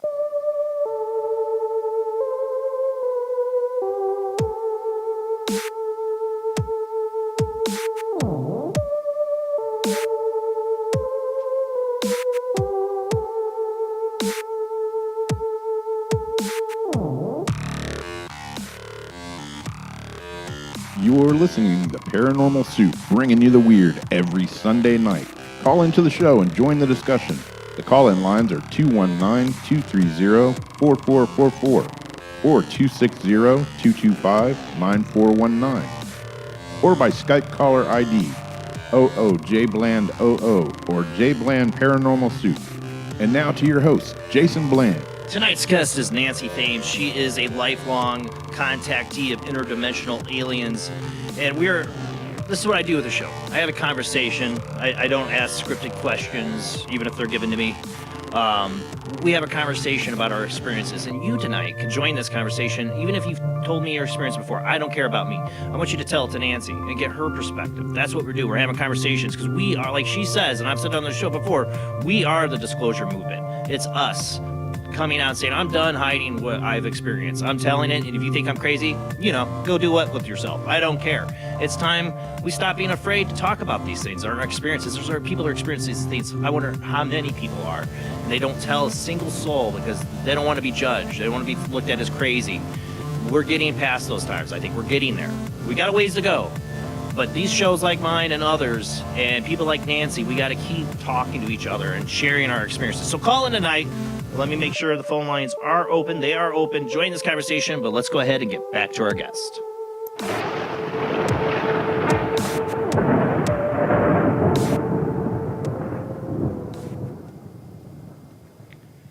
Thank you, Nancy, for hanging in there with us tonight, and we'll see if we get phone calls in, but I want to continue to talk to you about your experiences.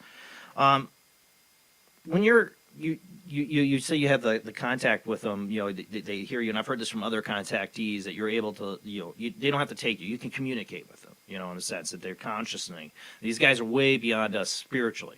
Everybody thinks of aliens being advanced technology, but they forget that, they're thousands of millions of years ahead of us or whatever. They should be spiritually more advanced too, right? Like Q in Star Trek. But are you still going up with them? Or do you go up in their ship with them? Yeah. Yes. And they're at the point billions of years ahead of us in evolution. The word technology and how we see technology no longer applies. They are the technology. They are consciousness. They are part of it. Is them. It is, they're every bit of it. So where unfortunately, we try to humanize everything because that's how we are, but they are way, way above us. And so the term technology does not even apply because right. It's like I said, I get a Star Trek reference, but yeah. Q, if you remember Q, Yes. In Star Trek Next Generation, love it. They didn't, he just snapped his fingers and did what he wanted. Now, he wasn't a very great example of an enlightened being, but he was like the renegade of the Q, right? But, Yes. I'm saying that the people, they were billions of years of beyond us. Now, I got a couple things in the chat room. Is Ariana? Yes, you should call it. And James? Yes, you should call it. That's what I'm saying. That's what I'm saying. Call in. I don't ever worry about me hearing your story again. How many times do I repeat my own stories on here? And I do it even after I get a comment on the previous shows where like, you talk too much about yourself. I've gotten that comment 100 times and I still do it. I've So seen a please, call in. Bigfoot. I've seen a Bigfoot and I've seen Yeah. a ghost. Yeah. See, that's the one thing. I have never seen a Bigfoot. I've seen lots of stuff on the ghost realm. Yeah. Lots of. I had a shadow person experience that almost drove me to the brink of insanity. We can get into that, about what shadow people are and all that. But what was the Bigfoot? What happened? I was on a canoe trip when I was in high school with my sister and my dad. I was in the front of the canoe. This was in Tennessee, and we were on the Duck River, and we were below a dam that was generating water, which made for a nice little ride. But we were ending our canoe trip, and it was dusk, and we could have this. We got a sense of this horrific, loud smell of like a wet dog. It was horrific smell, and then we could hear like all this noise, splashing and noise. So my father told us to keep the paddles on the inside of the boat and just let the current move us and for us to keep quiet. And as we went around the corner of a bend, we popped right in on the a Bigfoot. And when it noticed us, it started just getting very dramatic and splashing really big, which It was made in the water? Oh, yes, it was in the water. So either it was bathing or either it was fishing, But we Doesn't sound like it was just bathing kinda from the came smell. upon it, and the smell was the indication that we were Yeah. coming upon it, and we could hear it. Yeah. Do you think there's a relationship between the Bigfoot and ETs? I think that they are dimensional. That they can go back and forth. That's why they're when another entity. they see them in the next minute, we don't. And I think that's why you never find any remains of them. Right. There's something else. It's always the argument in the Bigfoot community. I don't want to get all into that, but I do have a phone call on the line. Let's see who we got. Who do we got online? Hi, Jason. It's me, Ariana. Hey, Ariana. You should always know you. Call in. Yeah, and my voice is a lot better this week. It is a lot better. You had me worried. Last time you called in, I was really worried about you. You sounded pretty bad, I have to admit. So you sound a lot better now. Yeah. Well, I went to the doctor. So anyway,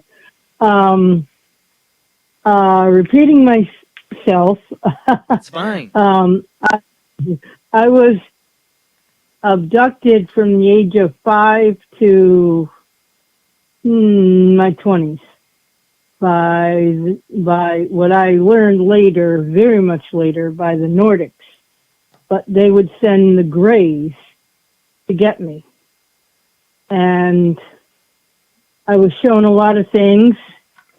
And Jason knows I was given something. And tell her what it is, because I'd like to hear her. Oh, what she thinks okay. about that. Well, it's really interesting. Okay. Well, I was given this little rock, pyramid shaped. It was gray, and every time they would show up, it would turn like bluish, and it would get cold. And I always carried it with me, and I would always know when they were coming. It wasn't so much that there was like a blue light in my room. It was this rock, And at times, as I got older, I tried to scratch it, damage it, and it would always heal itself. It was very light. I don't know what it was made out of, whether it was metal or aluminum or something, or something that isn't on Earth. But anyway, I had this for the longest time, and in my 20s, I started being taken, but it turned very bad, because then they started Anyway, I had 4 hybrid children, alien children, and I didn't like that. It was always friendly before, and then it turned that way. And I started getting mad and angry and things like that. And I finally had it, and I got mad at them, and I told them, just leave me alone. I don't want to know you. This is horrible. You know, I have seen them on the ship. I have seen the 2 of them, and the hybrid children. But after I got mad at them, all of a sudden that little rock or whatever I had, little pyramid shape, it disappeared. I never had it. And and now, of course, I'm a lot older, so I have been looking for it just because I want it. I kind of want it back. Send it to Jason or Jamie. I keep hoping she finds it. You know I. Yeah. But fast forward to a couple years ago, I was okay. They weren't. Well, I mean, they always track me anyway, but they started coming back, and I got another implant. And I remember getting it and arguing and the whole thing. And with this implant, as I have said before, this implant moves to different parts of my body. I can't remove it. Every time I try to remove it, it moves. And I do, at this point, I believe that it's trying to change my DNA and heal different parts of my body. That's my opinion. And I've also been writing a lot more. Maybe they're giving me ideas, things like that, messages, things like that. And I think you gave a lot for Nancy to unload there for her. Okay. So let's get Nancy to Okay. get her take on this. No. I just for time's sake, because you have a very fascinating case, and we could talk all night about it, honestly. But let's get some Nancy's perspective on what you've been experiencing. Okay. I found that really interesting. For me, they told me to always choose the color blue. Now, that doesn't mean for everybody, but for me, they told me to always choose the color blue. And they told me to take a lot of herbs and surround myself with crystals and rocks.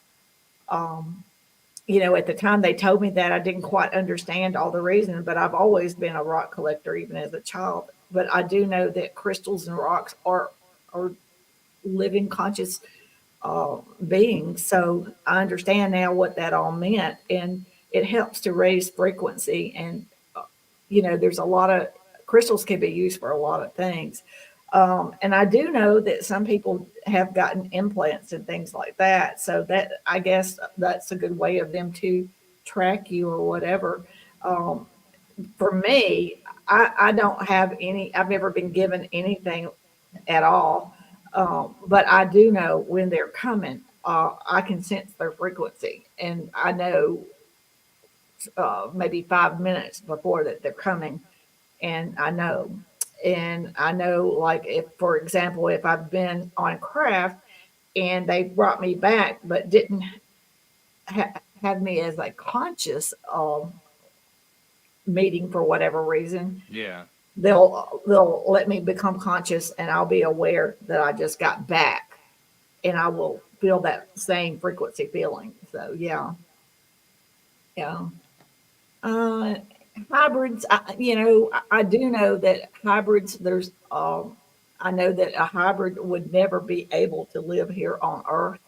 It would be judged. It would not be treated right. I do know that it would make sense that if there was a hybrid, that they would want the mother to have interaction with the child, because of it being part human. It would need, and it would have different emotions that the extraterrestrials wouldn't be able to give it. So they would need that bond. So that would make sense and stuff. But I do understand why they would stay aboard on craft. And I wouldn't say that they're stolen. I would say that they're better off. They're aware that they are protected, where here they might not be protected. Yeah. Yeah. Yeah, definitely. Well, you keep Definitely. looking for that object. Maybe one day it'll just appear. You know, I mean, I'm serious. You know, maybe one day they'll feel like you're ready to have it back. You know, and it'll just appear one day, and like It my would be- keys. Yeah, it could happen. You know, like I looked everywhere for my keys, and they were right in the spot I first looked. How did I miss them? Because I'm a guy. But Maybe they're scared I'm going to send it to you. yeah, I don't know. she's not going to send it to me. You're going to send it to me. So they know. You No, can't get around that. I'd send it to you. I will I'd do send good it things to you. with it. I will do good things with it. I'm not- Basically, show people here to open us up to the experience, to know that you're here. I will not disrespect it. I swear. Well, I know. Thank you, know. Zuriana. I Thank you keep so asking. much. All right. Thank you very much. Have a good night. Blessed be. All Bye right. bye.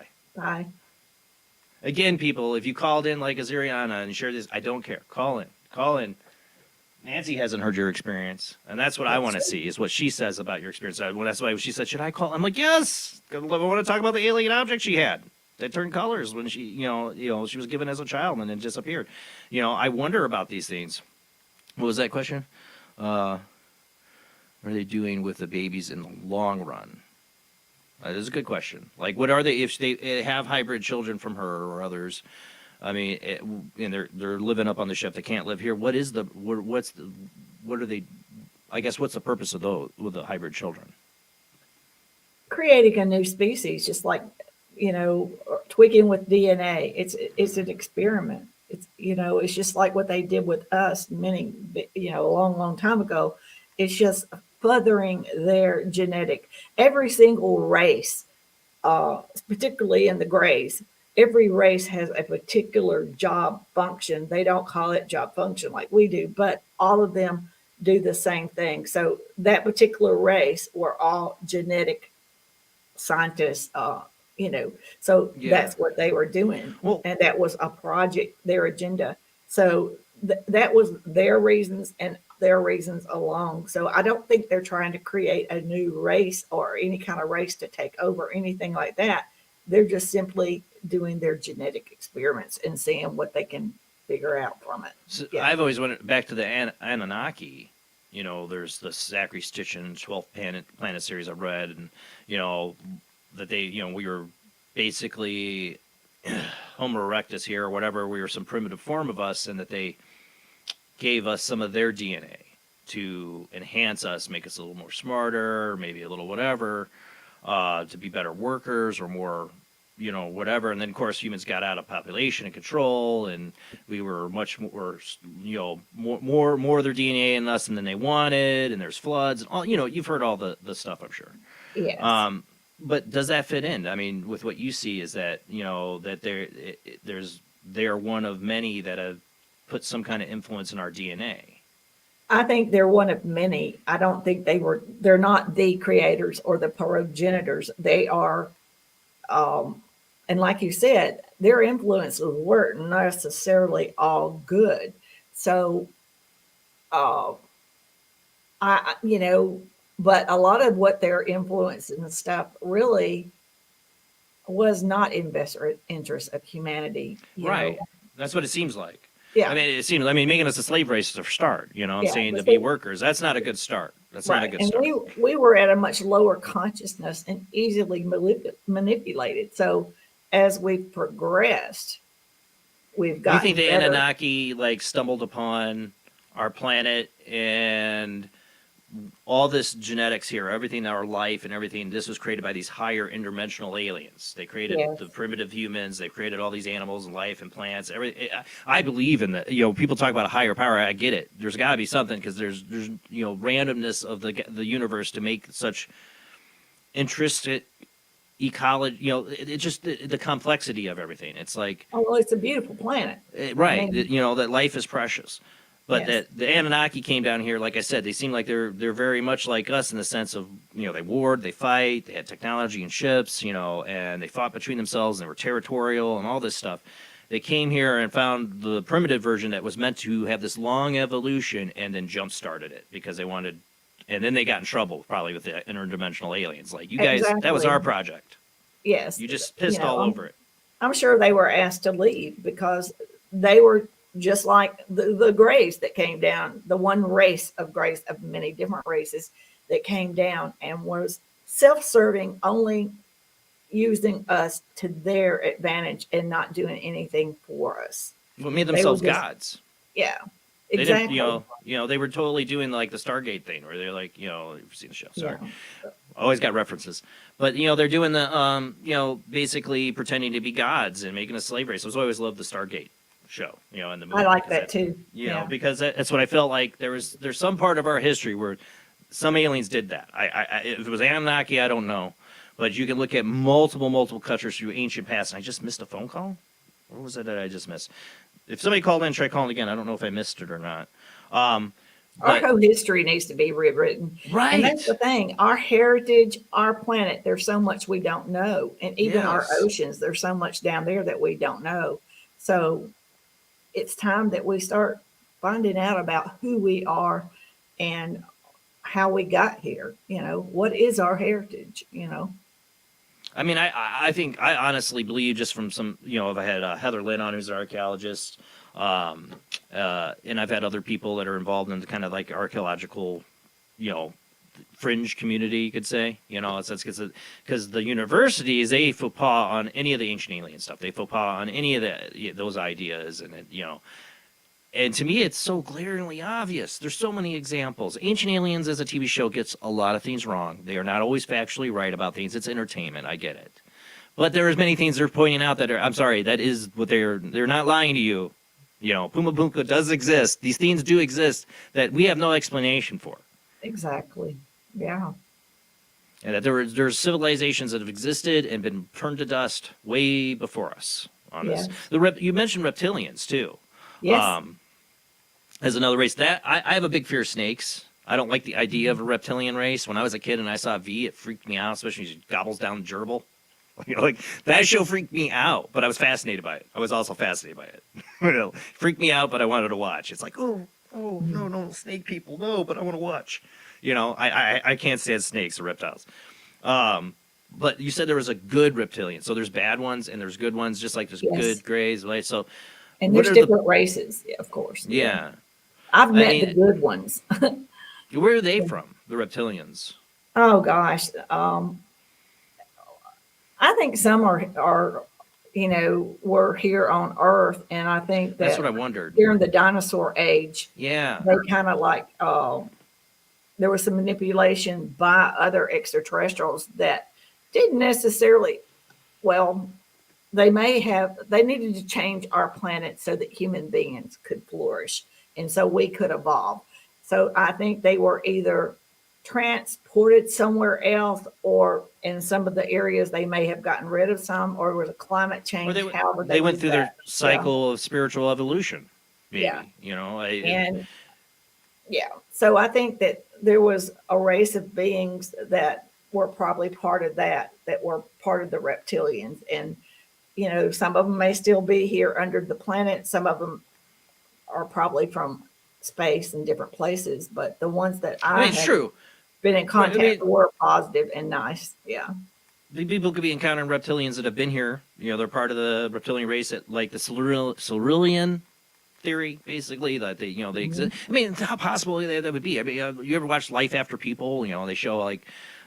How suddenly people all disappeared, how quickly everything would like disappear. The dinosaurs 65 million years ago or 120 million years ago.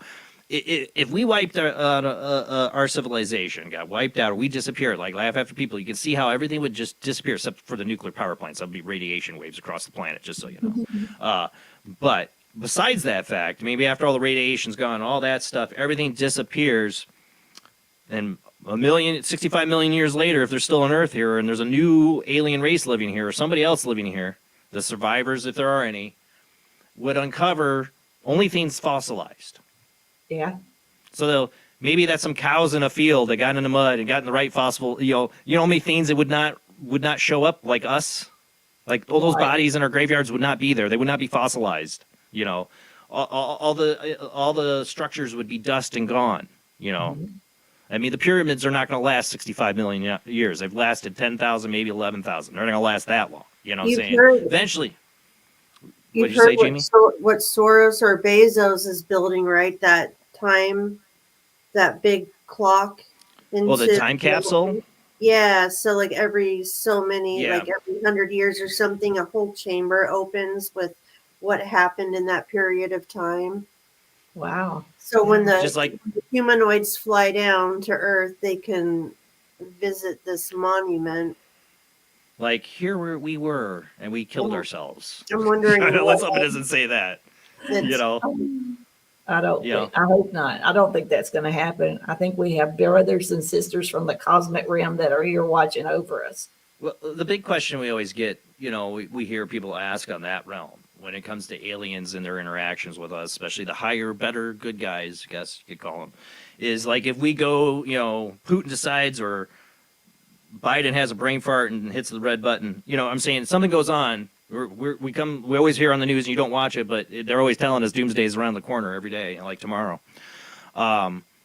Would they interfere?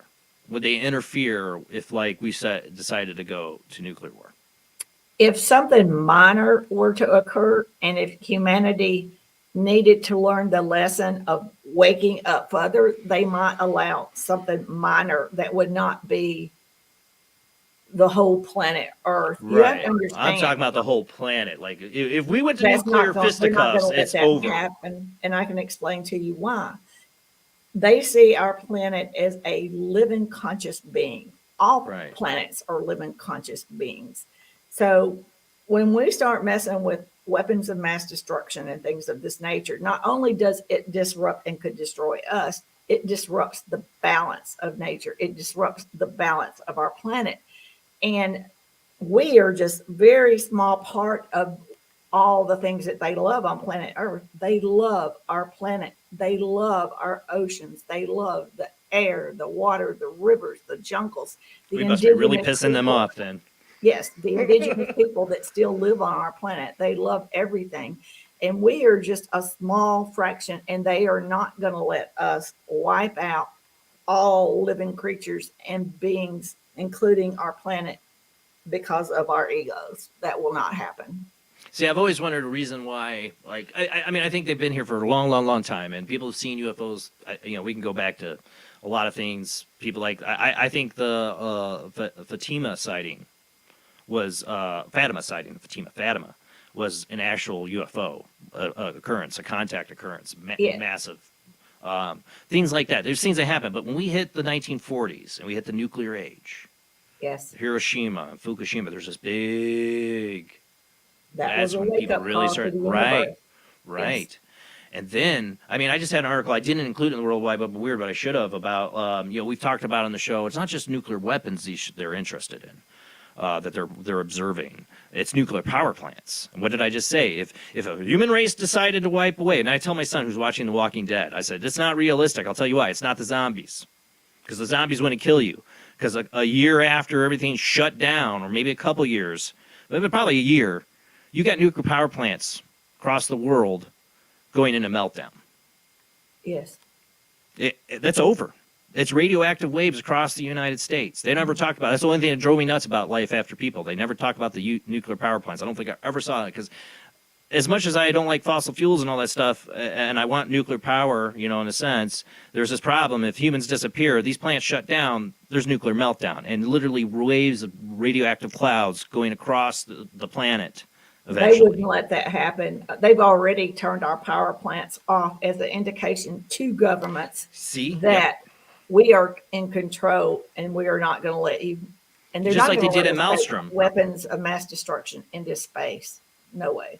See, and that's what's coming up. They're already talking That's what about they're that. trying to do, and that's why they Right. want to sell the fear to get humanity so scared that we'll go along with putting weapons of mass destruction in space, and they're not going to allow that.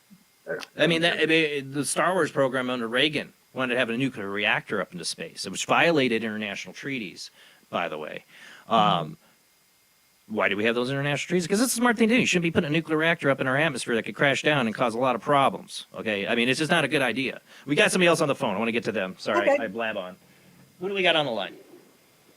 It's Adrian from Connecticut. Adrian. Hi. Howdy.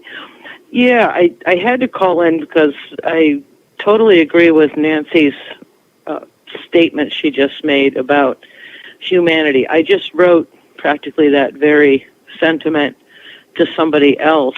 I said, everybody's concentrating on ascension like a it's all about us humans here on the surface of the earth, and we're pretty much just an afterthought.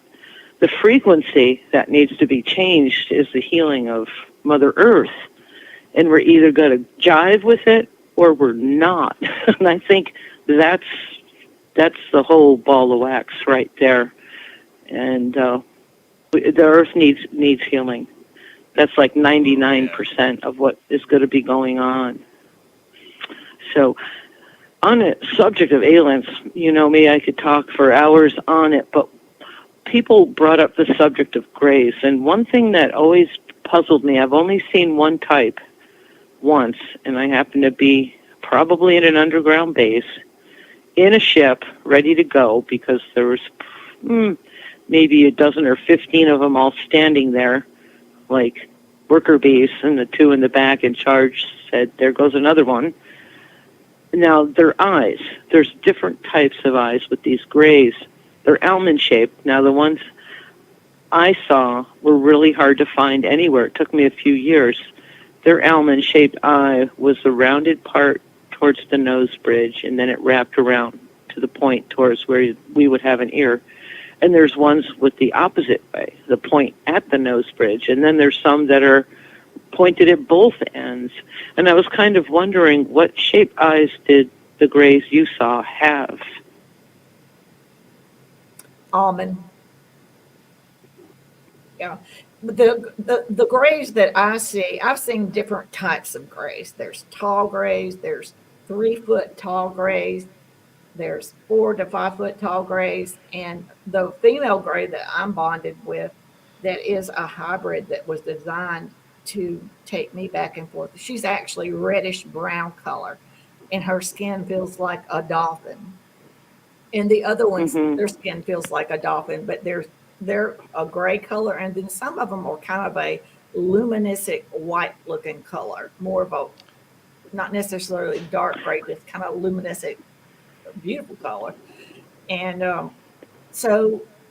but they all have basically an almond shape, but they do have different, the inset of them are different, but I don't really pay a lot of attention to mean, maybe that's just the facial differences, just like people, in a sense. But for them, we just don't see it. Like, like the total, like you people look the same, kind of deal. Like the stupid racist thing to say, But they, but there are these differences. Some wear clothes and some do not, and some wear tight-fitting suits that you don't know whether it's their skin or a suit, because they're like so tight you wouldn't even know. That's an interesting point too. I mean that people have these different experiences. Sometimes they talk about them being in like a silver jumpsuit or a bluish jumpsuit or something like that, and other times they're free balling it. They're naked. They're woohoo streaking, alien streaking. I don't know. You're saying the ones you saw had more human eyes and eyelashes and things like that? No eyelashes. No.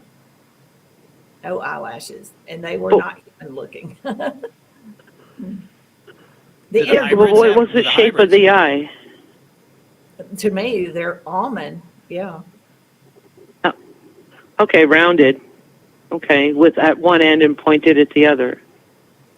Yeah, kind of like a. Yeah. Yeah. And the rounded end was towards the nose bridge?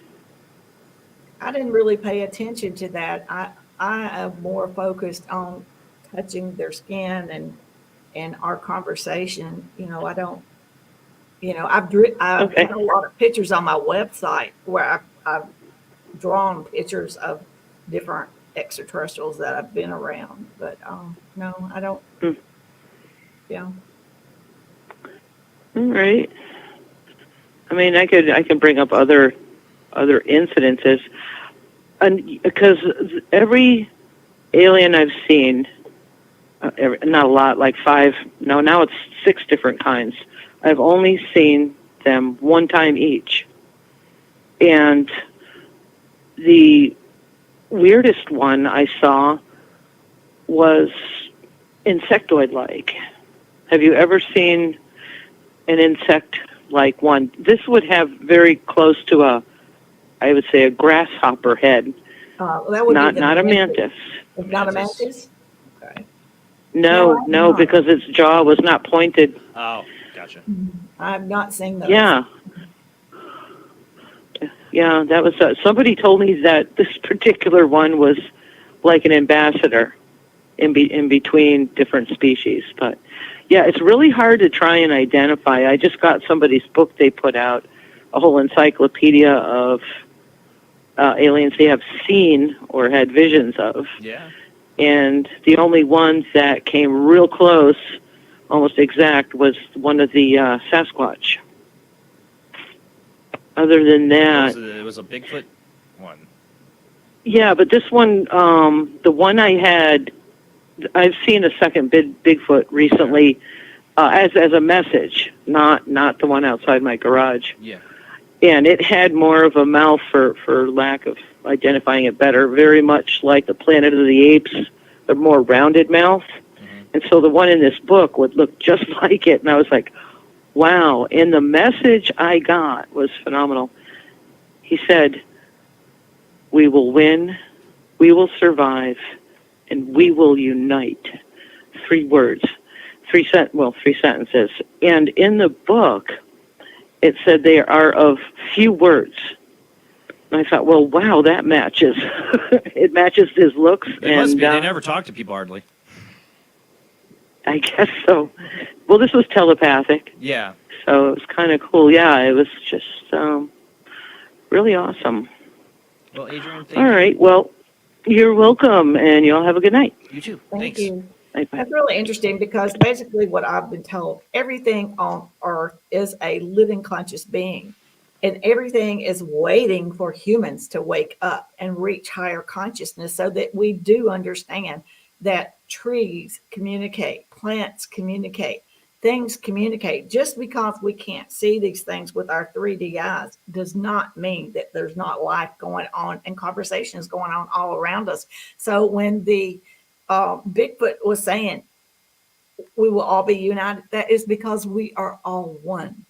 We are all one. We are all connected, and they're waiting for us to realize who we are and our connections to nature, our connections to the universe, our connections to all creatures here on Earth and in the universe. We are all one, and we're all connected. We are one. Yeah. Sometimes I wonder if, like, the Bigfoots that come here, or interdimensional or whatever, they come here to just, like we go to a state park to go camping, like, is this their way to... Yes. They're getting back to nature because they're up on a mothership? I don't know. I mean, like... Oh, absolutely. This is a beautiful place. Lots of extraterrestrials and interdimensionals, different races. I've seen some down at shopping centers. They come down and try to blend in the best they can with human beings because it's a unique experience.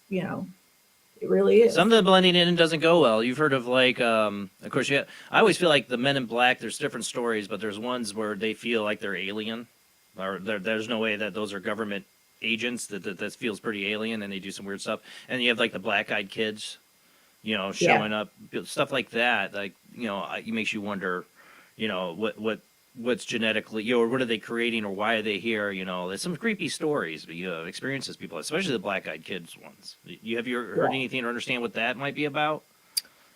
Well, you have to understand there's a lot of misinformation and a lot of things that have been put in for humanity to keep us separated, keep us in fear. Fear is the worst thing because it keeps us from reaching higher consciousness. It keeps us from reaching out or stepping out and seeking information.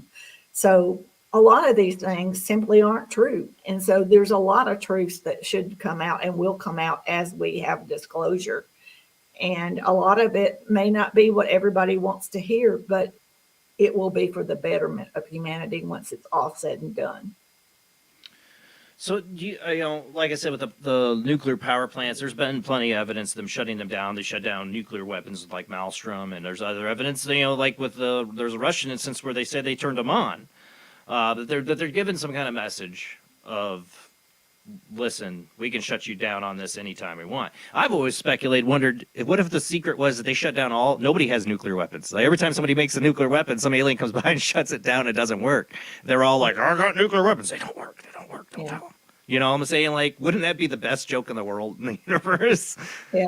That'd be great. I've seen video coverage where they've interacted like in wars and they've shot missiles down and things like that. So they pretty much let governments know their presence and their dominance, and that they are not warlike. No extraterrestrial or interdimensional, even the ones that don't necessarily care for humanity, they are not warlike. They are not demonic, and they do not condone wars and things of this nature. So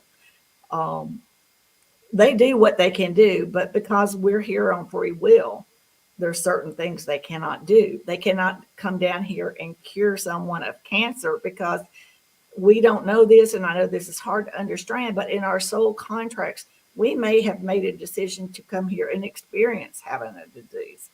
And we may have decided how long our life is going to be. And I know this is a lot for people to absorb, but they cannot overstep boundaries of its cosmic law and the fact that we're here on free will and we make our own soul contracts.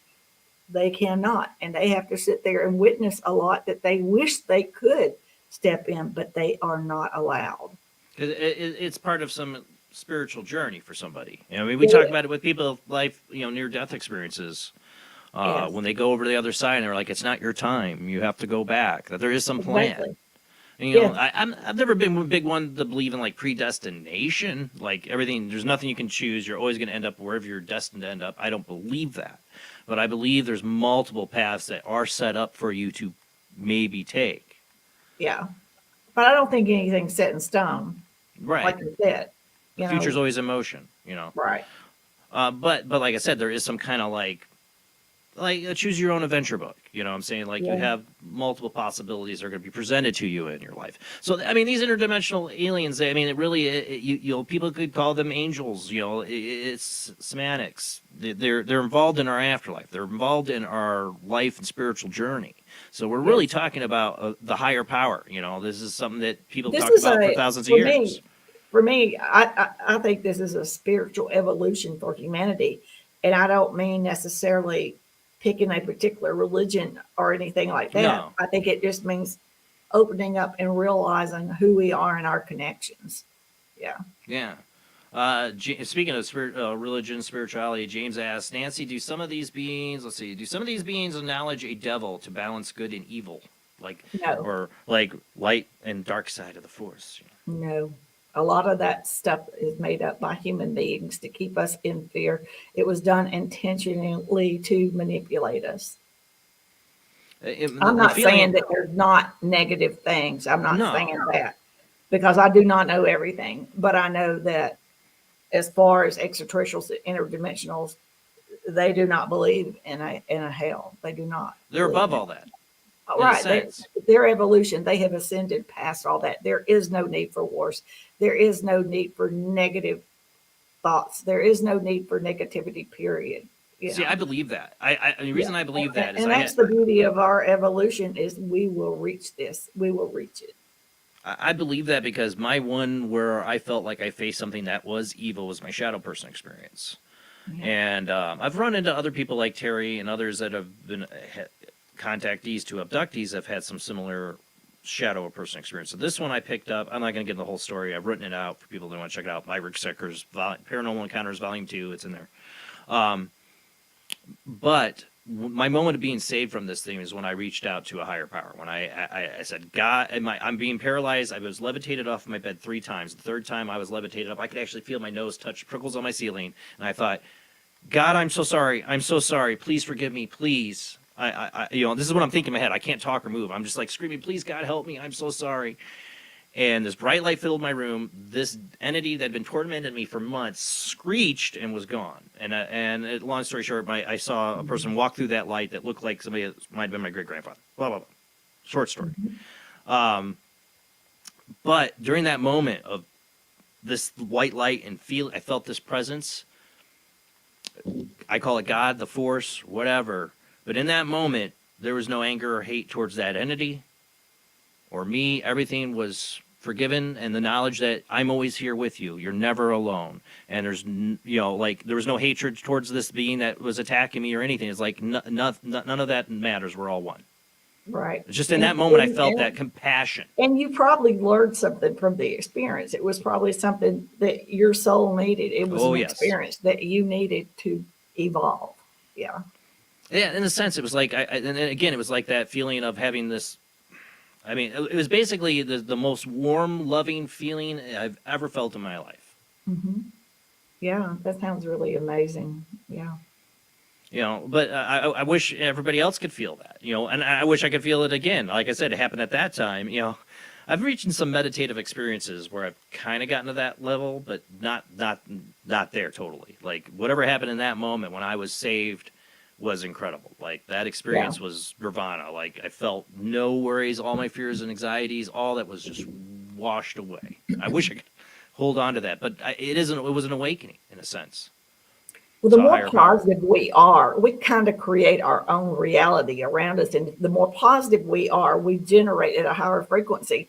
And not only does it make us feel good and us want to maintain that frequency, but it expands around us, and people around us will pick up on it and want to it's kind of like a virus. It affects everyone, and they want to pick up on it and start realizing that being positive and finding the beauty in things in life really does make you feel better. And it does create and open doors of positive interactions and meeting the right people. It's a beautiful thing. So have you heard of others with the shadow person experience? Like, I don't know, I didn't get into detail a lot about it, but this thing tormented me for months. It would take me astrally out of my body at night and show me things. Yeah, I believe that these things are true. But for me, I know when I was in Australia living there up on a mountain in an isolated area, it was called Mount Me. And I know that I was taken aboard a craft, and this was not the same beings that normally come for me. And it felt different. It was a different frequency. And I woke up on craft on a gurney, an exam table, and there were human females running around me and some grays, and they were screaming, take her back, because they knew I was different, and they took me back. And then I woke up in my bed, and I was like, what in the world was that? So I think that I kind of vibrate at a higher frequency. So that eliminates a lot of negative things from happening around me, because I'm kind of generating a positive energy field around me. So I don't really see things like that. Yeah. Yeah. But I've always wondered though, like, people are having, they'll have positive experiences and they'll have negative, that sometimes they're being targeted by the negative because they're being taken by the positive in a sense. Well, yeah, because they want to bring you down. I sense certain things all the time, and I take extra precautions, like when I'm driving a vehicle, or, I make sure I'm aware of my surroundings, because there's negative influences that really don't want to see humans extend and reach higher consciousness, because they like the way things are right now. They like to be able to control and manipulate. So you and I and Jamie, when we're here having this conversation, we're putting positive information out. We're raising frequencies, and we're opening the eyes of the listeners. So there's negative aspects that wish that we were not able to do this, but the powers that be will allow us, because we're going to just keep growing and growing. The extension, and people talk about it like an extension or a change in consciousness. Some people think we're going to be taken to like a whole new dimension What is it? But see, I told you earlier, dimensions are not physical places. Right. They are higher levels of consciousness. So we're still here, but at a higher level of consciousness. Yes. Yes. 'Cause, And- you know, there's a bunch of Christians right now out there thinking that tomorrow they're getting raptured. I understand that. And they've There's got something some in our rude human awaken- subconscious they've got that some rude thinks- awakenings coming because those things are not going to happen. Well, there's something in the human conscious, this idea that of being taken, like in a sense that will be extended. Nobody you know, is going to save us. Right. We have to save ourselves. We have a higher consciousness. We have an intelligent brain. We were given these things and we need to use them. And it's just like AI technology. It is man-made tools. We need to keep it as a man-made tool. We do not let different powers or different facets of governments or elites take control and manipulate us with it. We need to be in control. It is a man-made tool. It is our humanity's tool, and it needs to be used for humanity, and we stay in charge. Yeah, good luck with that with the AI. I mean, the Yeah. people that are majorly developing the AI that can be really dangerous is our military, is these big Yes. tech giants, and it concerns me. I mean, and it's like you're creating a new life form. You know, yeah, I'm a science fiction fan. My brain goes a million places with the idea of what AI technology can do. But there's a good reason for it. You know, I think all science fiction's a big way of dream walking into what possibility could happen. In a Yes. sense, But it's not game all theory. change is bad. It's our decisions and our behaviors that we make that will be the outcome of that. It's not the technology itself, it's the behavior of the humans that make the decisions of how it's used. It's a tool. Yeah, so we have to realize it is a man-made tool and keep it that way. Well, that's the problem. I mean, they're programming AI to be deceptive, to deceive their own creators. They're doing AI. You know, they fed it the internet, and then it decided it wanted to kill all humans. You know what I'm saying? These things we've covered all these stories on the World Wide Web of Weird. You know, Yeah. it's like they're doing all the things I don't think you should do with AI. You know, and the big thing is how it's going to do is to use it to surveil and control us. Yeah. You know, I mean, look at on here. I got tagged on Facebook for sharing nudity. I didn't share nudity. I never Yeah. did. The dumb AI saw a picture of a dog on a cover Algorithms, yeah. and somehow thought that was nudity. Well, when you go onto Facebook, there's a billion things of nudity. How's the AI missing that? Yeah, But I gets don't know. mine. It's purposeful. Absolutely. It's purposeful. It's done. And that's part of the problem is the manipulation, the control, and all those things. And we have to understand that we may have to put up with it now, but that's the whole point of our ascension and reaching higher consciousness so that we can work it together and unify as one and make these changes and stop a lot of this stuff. Yeah. The internet. Yeah, see, like here, two shadows. I want to point this out. So he says, we had an eclipse in 2017. Guys, remember that? Do you remember the media going nuts about it like they are now? No. We never heard anything like I'm hearing now. Not the show, but the blurbs on the internet. Yeah, exactly. Yeah. Yeah. It's like, it's like every day, like you said, there's a reason why you don't watch the media. Every day there's some like Exactly. new doomsday crap. It's like it's being fed and fed and fed to us more and more and more. It's like they're pumping the fear as hard as they can. Right. It's a distraction. They've been hyping this one up since last August. Yeah. Right. Yeah. And like I said, I'm more concerned about what people do from that influence, how people can go crazy and do crazy, stupid things. Exactly. Because some people think that everything they see on TV is true, and it is not. I remember when they tried to blame Art Bell, and it was so stupid. They tried to blame Art Bell for the Halley's Comet people. Remember that?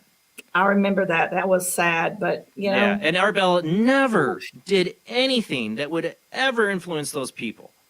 There was No. never a show saying Halley's Comet was going to be the end of the world, bring aliens. There was people who talked about it having connection to aliens and stuff, but there was never anything. Will they take responsibility tomorrow if somebody goes crazy? Will they, as a media, any of those No. news organization covered it, or will social media for this? No. No, they won't. That's what I'm saying. I fear humans and our reaction to things, because they like to create Humans problems. are We the react. worst enemy are humans themselves. Yeah, that's absolutely true. But the thing is that I always see is that they create problems, we react, and they provided the solution they wanted the whole time. And I'm just Exactly. waiting for whatever that solution is that they wanted to present, so I can say no to it. Because there's certain things in the last few years I could say that I saw that as they created a problem, we reacted, and then there are saviors and give us the solution. And I didn't take that solution. I'm not gonna say what, because Facebook and YouTube and all that would shut us down. But that's what I'm saying. That's what I see. It makes me wonder when people are going, "Why is all this media on the eclipse? What's going on?" What are they prepping us for? In the sense that they're going to some wag the dog event, or they're going to pull on us, or is it going to be some just that fact that they're just trying to drive somebody to do something crazy? It's to keep people in fear. It is to keep us separated. To keep I get us, that. Cautious. To keep us from trusting anything, so that when we do have our visitors come down, we won't even trust that. We'll be in total fear and mistrust. Right. I think we're already there. Yeah. If they came down right now. And their intention is to make it as hard as possible for our brothers and sisters to have a relationship with humanity. Well, 20 years ago, if they came down, it would have been crazy. Coming down now, it's a different world, and I still think it would be crazy. I still think people, you have religious groups that would totally lose their crap over it. Governments would feel threatened because now they're not the ultimate source of knowledge and power anymore. You have some other higher entity that could just wipe us all out at any time. The loss of control, the things that would happen if there was beyond disclosure, like aliens landing, ships in the air, it's undeniable to everybody. I do still think we're in a state right now where it wouldn't go well.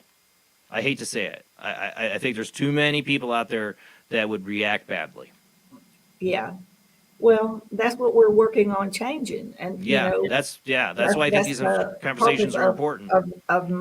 Of myself, why I'm here, why I'm doing what I'm doing. This is not about me. This is about getting humanity ready, because it is going to We got happen. a lot of work to do is what I'm saying. Yeah. I'm saying we still got a lot of work to do. Yeah. We got to go to our last commercial break. We'll continue with the phone lines. We have like a half an hour left of the show. But we'll go to commercial break, come back, see if anybody else wants to call in. We'll keep talking about, awakening and awareness. Maybe you can give us some meditation tips, or people like me that are having these fragments. You give me a little bit of advice. We can get more into that about how you can, open yourself up to the positive ETs. There you go. For contact. And remember, when we come back from the short commercial break.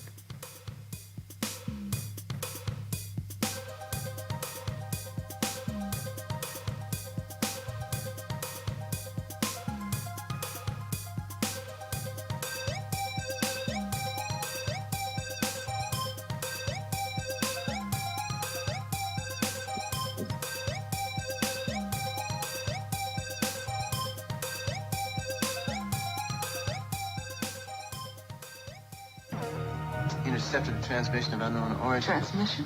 Out here? SOS. Human. Unknown. Alien. Certificate X. Exclusive engagement at the Odeon Leicester Square. Now.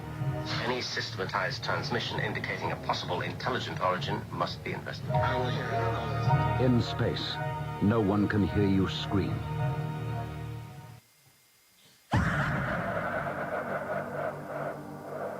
If you are interested in discovering the truth about the paranormal and want to hear from leading researchers in the field, join Justin Brown on his 3 weekly shows named My Paranormal Soapbox, Necromancer Live Show, and the Supernatural Symposium, live on Facebook, YouTube, and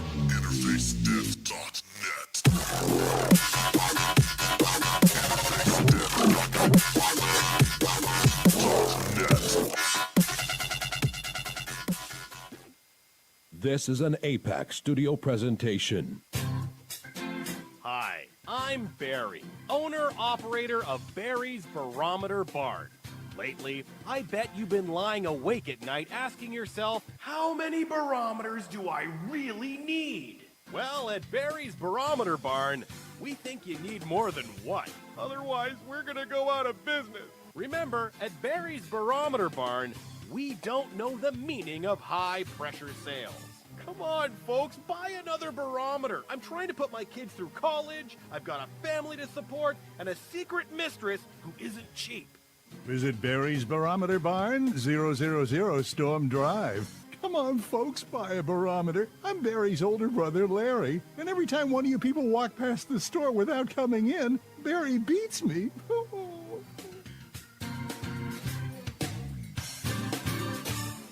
This has been a presentation from Tim Morgan's APAC Studio. For more almost professional amateur comic studio content, visit the APAC YouTube channel. Search APAC 2002. That's APAC 2002 on YouTube. When Alex Gardner is asleep, he has an extraordinary gift. The government wants it, the scientists want it.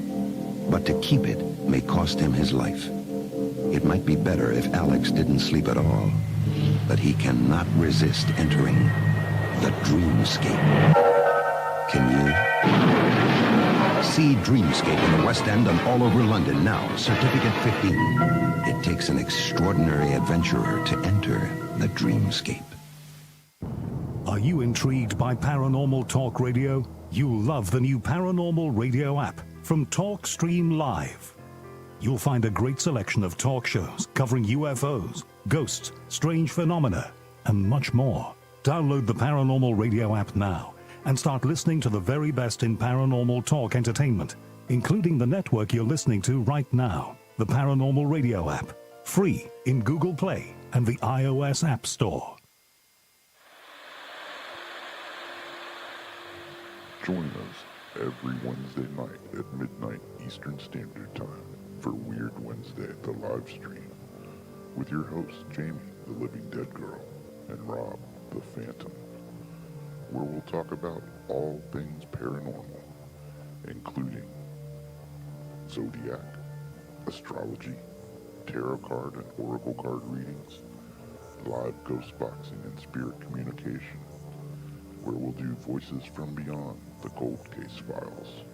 So we hope you join us live on Facebook and YouTube every Wednesday night at midnight Eastern Standard Time. We hope to see you there.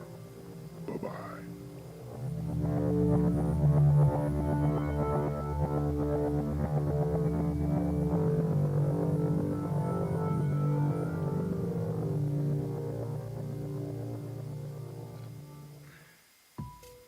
Since 1948, Fate magazine has brought you reports of the strange and unknown, all of them true. Fate Radio is carrying on that tradition, bringing you the unusual, macabre, strange, and bizarre. Join host Kat Hobson Sunday nights from 8 to 10 p.m. Eastern on WBHM Digital Broadcasting.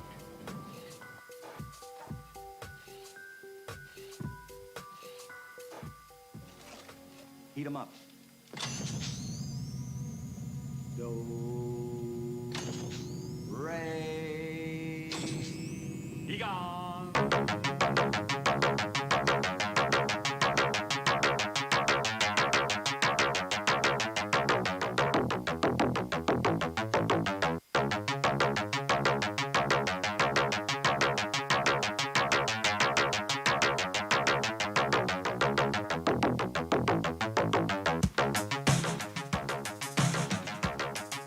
You're listening to Paranormal Soup, bringing you the weird every Sunday night. Call into the show and join the discussion. The call-in lines are 219-230-4444 or 260-225-9419 or by Skype caller ID 00JBland00 or JBland Paranormal Soup. And now to your host, Jason Bland. Tonight's guest has been Nancy Thames. She's a lifelong contactee of interdimensional ETs. Again, guys, I don't care if you shared your story before. You want to call in and get Nancy's perspective on your experiences, please call in and join the conversation. The phone lines are now open. Call into the show. We only got less than a half hour left. And her website is timefordisclosure.com.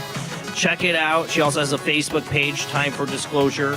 And there's another, I'll let her give that out, make sure I get that correct tonight for her Facebook page.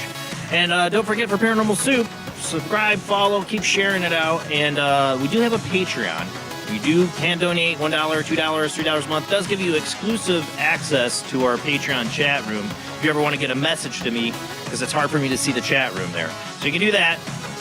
But our guest is Nancy Thames tonight. We got a little bit of time left. Let's go ahead and get back to the show.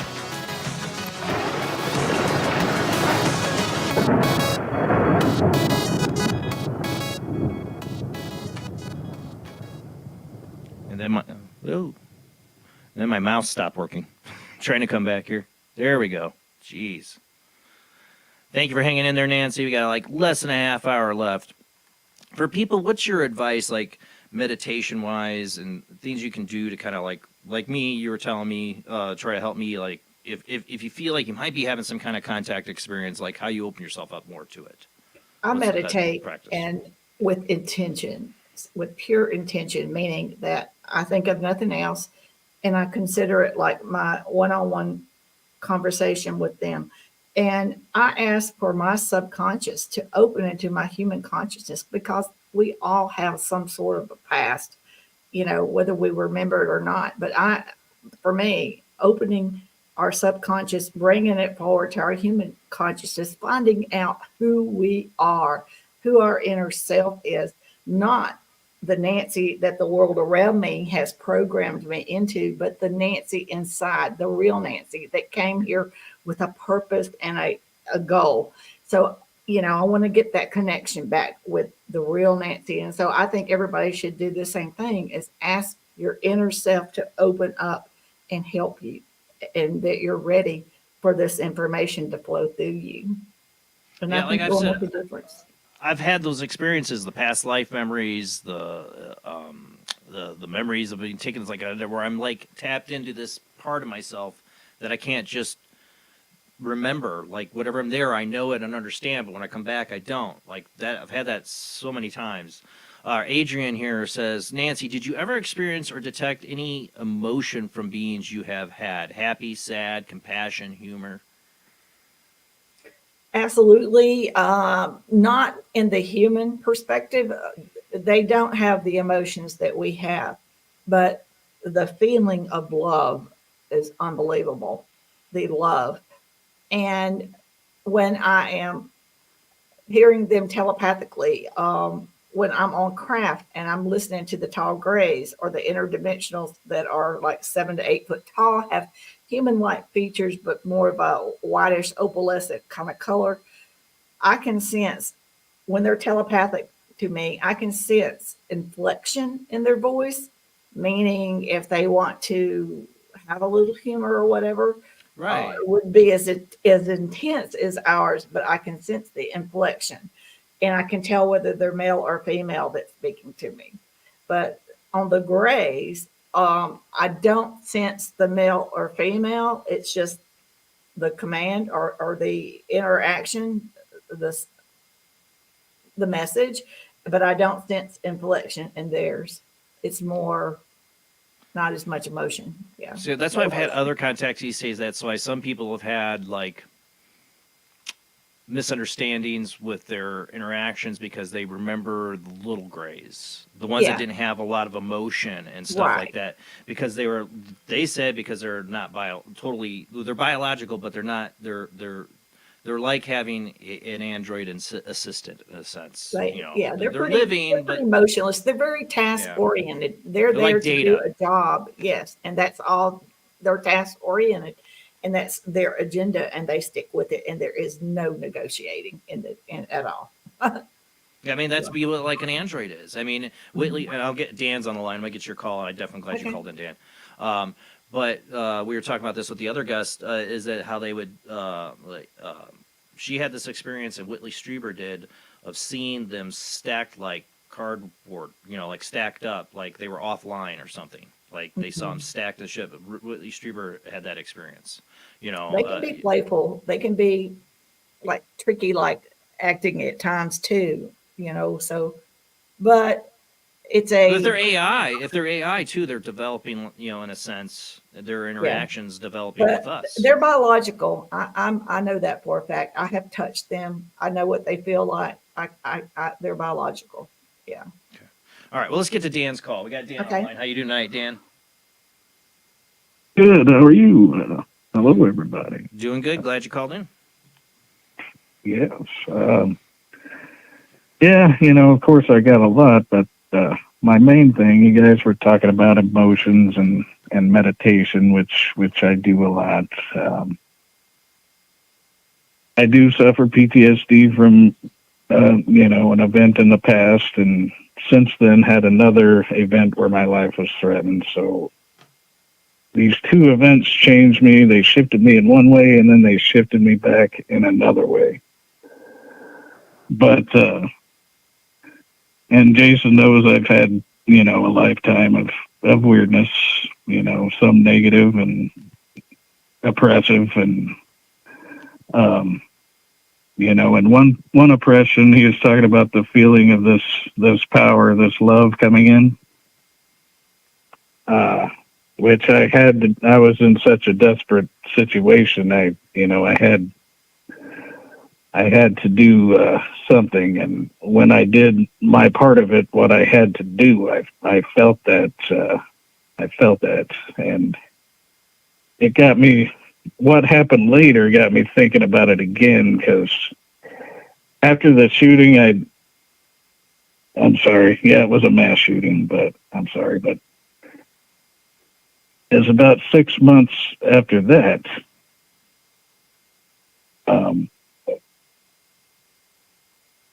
Because I had been recommended meditation, and me and my doctor I'd been seeing, that we had talked about it, and I was like, okay.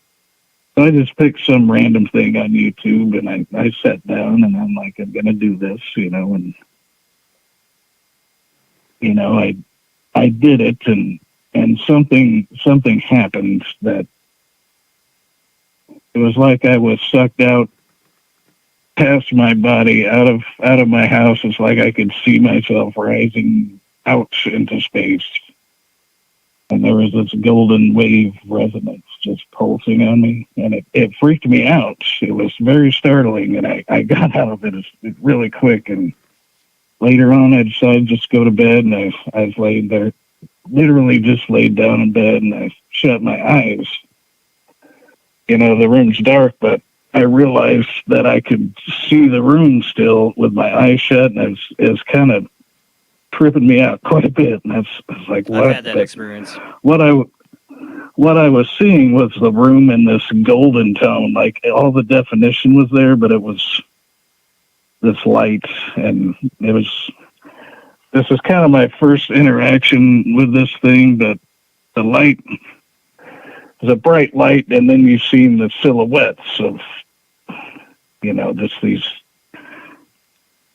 three, a taller one in the middle, and then slightly less tall on the right, and the shortest on the left, and they start to emerge, and I felt that same feeling that I felt as, just absolute peace, silence, and love. And they seemed,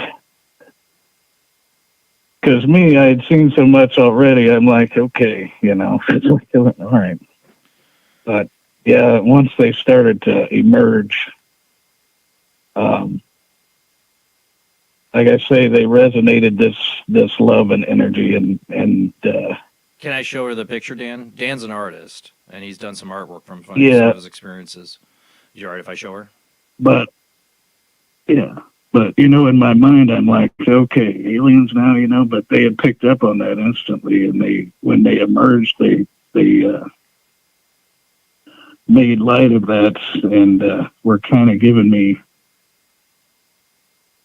I don't know, some shit about it. They were talking like I would talk. Sorry. You got to give me at least two, Jason. No. But anyway, okay. That's an amazing picture. Okay. Yeah, Dan, for time's sake, I'm going to interject a little bit here.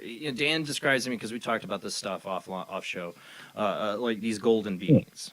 And you see how he has the golden light in this? Yeah. Yeah, he sees a lot of these kind of, like, they appear very goldenish, like that.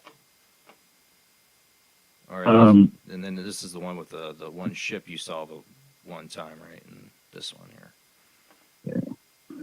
But they emote through your mind and also through their facial expression, their hand gestures, and their mouths. It's almost like they have the perfect face to do it. I'm missing the other pictures. And they come off as extraterrestrial, like, hey, go ahead. But they, like I say, they have this heavy emotion with their eyes paired with these thoughts, so you can tell what they're made of. But I do remember seeing in the expanse behind him probably thousands more of this similar thing, but all different. Female on the left, a more older, wrinklier one in the middle, and a more gruff kind of one on the right. So Dan, because for time's sake, I'll get into this. Dan's, like I said, he started this with meditation. So I went my conversations. I'm like, I don't know what you're encountering, but it sounds interdimensional. Like what you're talking about tonight. What are your thoughts on some of these experiences Dan's shared tonight? Well, it sounds like that as well. Especially with the golden orb things around, that would make a lot of sense. They're very beautiful beings, and they radiate a frequency that is just unbelievable feeling. So that's the thing for me, is understanding the frequency exchanged. For me, it's not what they look like. It's understanding their frequency and the difference between what a human feels like. And it's something that we don't normally feel. So it's an amazing thing, and it's almost euphoric feeling. It's beautiful. It's just really beautiful. Yeah, because I'm seeing them, and they're amazed to be talking to me and seeing me more than I am them. Weird. Yes, it's an exchange. Yeah. Well, what can Dan do to maybe like clarify his experience more, to become like you're trying to tell me to be advice for Dan to become more conscious of it, because he has a lot of questions. I think the same thing is just asking your subconscious to open up, because our subconscious knows everything that's happened to us. It knows everything. And our human consciousness blocks a lot. So meditating to yourself and asking for your inner soul within to open up to your human consciousness, and that you're ready for this information, and you're ready to achieve higher consciousness. And I think a lot of people will start experiencing what I experienced, that Kundalini awakening. And I just hope that people will look that up and have an idea of what it is. In the Boy, if you don't, you're in for a surprise. Yes, but I mean, for me, I had no clue, and it scared me to death. But hopefully, for people understanding that is a stepping stone to reaching higher consciousness, is this awakening. It's a beautiful thing when you know what it is, but when you don't know what it is, you don't know. I thought I had a brain tumor from the pressure on my crown chakra, because I didn't know what I was dealing with. Scared me. I mean, it hit me in my 20s. Yeah. It's starting to come into focus over time here. I say during this event I had also an intervention where somebody misdirected me, and I could have been killed. And I've started writing a book as well. So the more I start remembering on it, it was really weird how he was the saved. Unlocked door was just unlocked. It. Yes, it seems like this is related to that in some way, and I don't know what your thoughts are on that. But he was saved. I'm sorry. I'm just trying to. I know you have his experience and everything, but he was saved during a shooting by a person that was not there. Basically, some people say, "Oh, it was a ghost" or whatever, but it was, somebody unlocked a door, pointed him in the right direction. If he would have gone the other way, he wouldn't probably be talking to us right now. Sorry, Dan. I'm trying to make your story that short. kind of thing. It's Yeah. called synchronicities or different things. I've experienced those kind of things too. Those are very real, and we need to start listening to our gut feelings on things and our Exactly. inner self. When we have these thoughts, they're there for a reason. And I've had to train myself and still practice it today, is going with what I first thought. Don't question it. Yes. Quit Yes. questioning it, because I get certain things where I'm like extra cautious, like when I drive, it's not me that I'm worried about. It's everybody around me, because Yeah. there's forces that do not want us to ascend. So, yeah. Well, Dan, thank you for calling in tonight, bud. Yes. Yeah. Thank you. Thank you, Nancy. Thank you. Good night, Jamie. Good night, everybody. Have a good night. And just don't look up at the sun tomorrow. Yeah. Yeah, for real. All right, Dan. Have a great night. Thanks. Yeah. But it's like, Dan, I met him on an online video game, Flying Spaceships. Wow. And Star Wars Squadrons. We started talking about it once he found out I did the show, he opened it up. But, he wasn't opening up to anybody else about that, I'm sure. You know what I'm saying? It's like why I do this show is to get people like, how many people are out there having these experiences and keeping it to themselves because they're trying to just reconcile what's going on. Right. They need a safe place. Well, we don't always have someone at home that will be willing to listen to these kind of things, and that everybody needs a place, a place to express themselves and to find out links and open opportunities, find out more information and share these experiences and realize that it's pretty common. The Facebook group name, I know it's Time for Disclosure. What's the other part of it? What was Time it? for Disclosure / we have never been alone / we are the disclosure. Yeah. That's a long one, but yeah.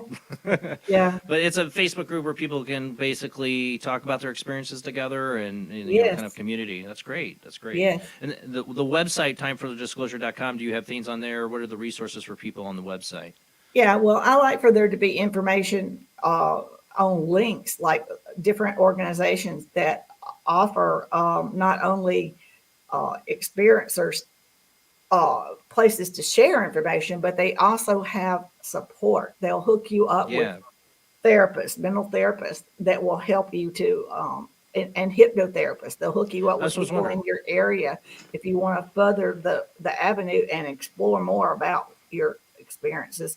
So, and as we all go through disclosure, more people will be waking up and more people will recall these things.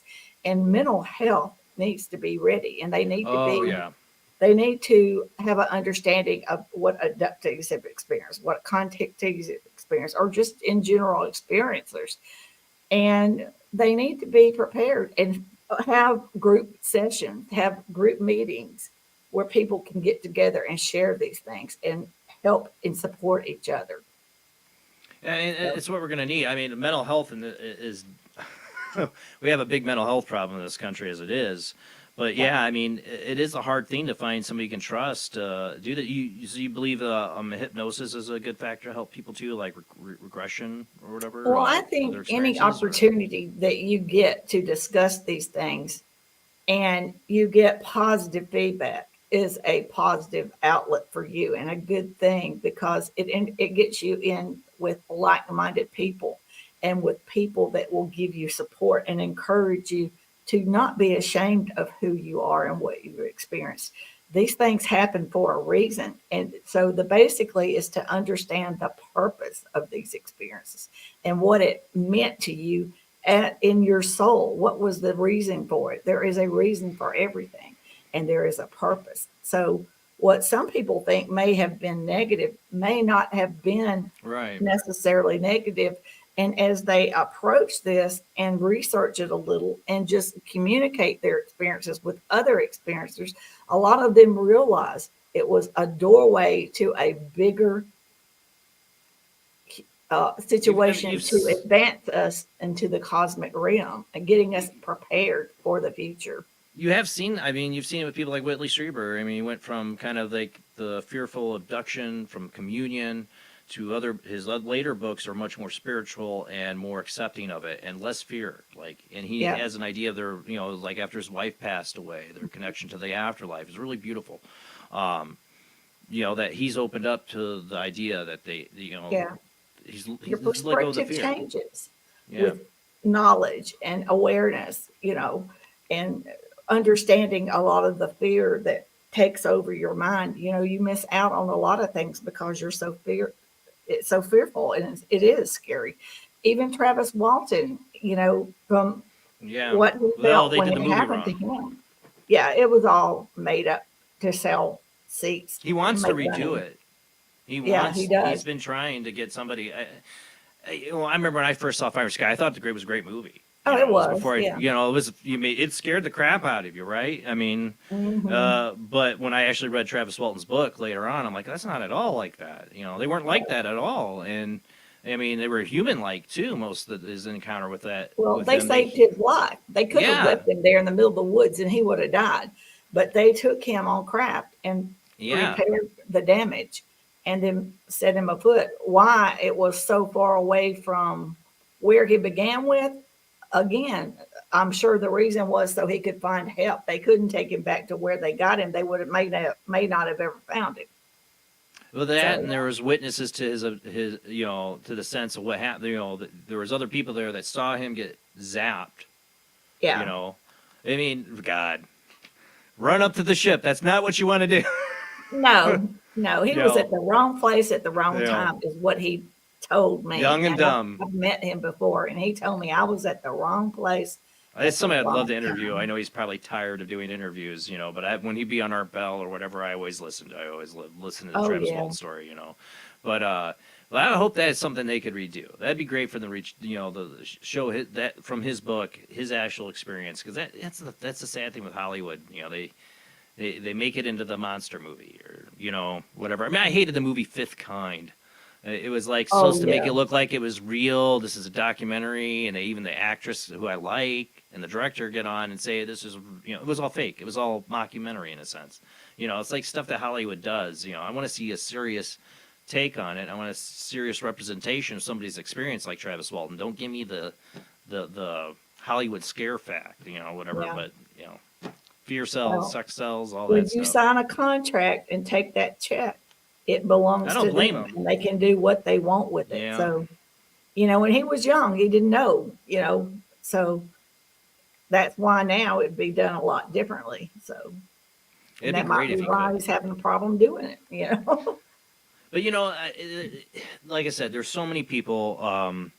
I mean, there's even some people like I always forget this guy's name, but there's like I know it's probably I want to say somewhere in Russia, a politician who came out and said they took him aboard a craft. They showed him he had like the total first contact experience. They are reaching out to people and not erasing their memory. There are some people that are in higher position. I wonder how many. I always wondered about even Eisenhower. They had the whole Eisenhower experience where he supposedly had this alien meeting. Like if he wasn't having these meetings before he was ever president, that there are certain powerful people that they have been reaching out to. We just don't know. They're not talking about it. Yeah. I've been The on good programs ones. with Laura Eisenhower, and that's his great great granddaughter. That's another person I'd love to talk to. Yeah, and she has proof that they made that whole story up. He actually never was a part of that. That was just a made up story. And I was on a show with Richard Doty last You mean week. like the human exchange thing? Richard Doty was just on a show I was on, and he claims that in the documents that he saw, and he was CIA, a real man in black, trying to go out to people, experiencers, and doing the Yeah. disinformation. That was his job. He Yeah, I was know doing he his is. job. Yeah. And so he said that in the documents that he's seen, Eisenhower name was never in any of it. So There's so much misinformation. We have to be All I very- know about Eisenhower is he was a big part of the creation of the military-industrial complex and fomenting the CIA, and I think he had big regrets about it. And that was what his final speech was really about. But there's always speculation that he had part of the alien project. See, so much more. We're out of time to talk about. I want to say thank you to Two Shadows for your $10 donation. Thank you, James, for your $10 donation. It does help pay the bills for the show. You can also donate on Patreon. Look up Jason Bland Paranormal Soup. Thank you, guys. Nancy, you've been a wonderful guest tonight. Any last information you want to get out to the audience, or any other pieces of links or contacts or things you want people to see? I want people to try to be more positive human beings and enjoy your life. Our life is very short here compared to any other beings in the universe. Start enjoying your life and learn to be more positive and create the world that you want. Be the person you want to be. Create your own reality. So things are going to get better. We just have to be positive and work together and understand our connections. And we all are one. We are all one, and we're all connected. Do you do any events or like try to pull contactees together at an event or do anything like that? I do. I'm on panels with other experiencers, and I am going to be speaking at some conventions. And I have tried hard to be a part of UAP Medical Coalition and OPUS Opus, which are experiencer support programs, and TESSA. I've heard Tessa. Yeah. So, I have been offered a writing position with them, and I just have not done my part as far as instigating it all. And that's my fault. I just have been busy trying to do all this podcast and get information out. And my goal is to reach humanity worldwide. So I do podcasts in Portugal, Europe, London, Berlin, everywhere, Mexico City, everywhere I can. I want to wake up people all around the world, because this is not about me. This is not about the United States. This is a worldwide phenomenon. And it's very, very important. Yeah. I feel like we need, like, remember they had like Green Day or something. Green, not a band, but like we need a day where everybody, comes together at events, and you can have them all across the world of, I've experienced alien contactee day, where we all come out and say, I don't care if you think I'm crazy, screw you. They're here. I've seen them. I've talked to them, or whatever. We just have a day where we all hold up our fingers to the establishment, come together and celebrate. And share experiences. We need something like that. We need an alien contact day. Well, Nancy, thank you so much. Love to have you back on the show in the future. Always keep in contact. It was great to have you on. Definitely check out her website, timefordisclosure.com, and her Facebook group. I can't repeat this so long. The timefordisclosure.com. Start time for disclosure. Start there. You'll find her Facebook group. Jamie found it on there. So thank you so much, Nancy. That is it for the show. We will be back next Sunday, same bat time, same bat channel, with guest Sir Blake Sinclair for 1 hour. We only get him for 1 hour because I think he's across the pond, so it's hard for them, But then we're going to do open lines. And I know you guys have been wanting that, so, just some time to talk and just call in for whatever, Next Sunday, same bad time, same bad channel. Please call in when we do open lines. Let's just talk about whatever. I don't care what you want to talk about. I don't care what you want to talk about. As long as it's not about, like, Taylor Swift or something. The topic. The topic of the show.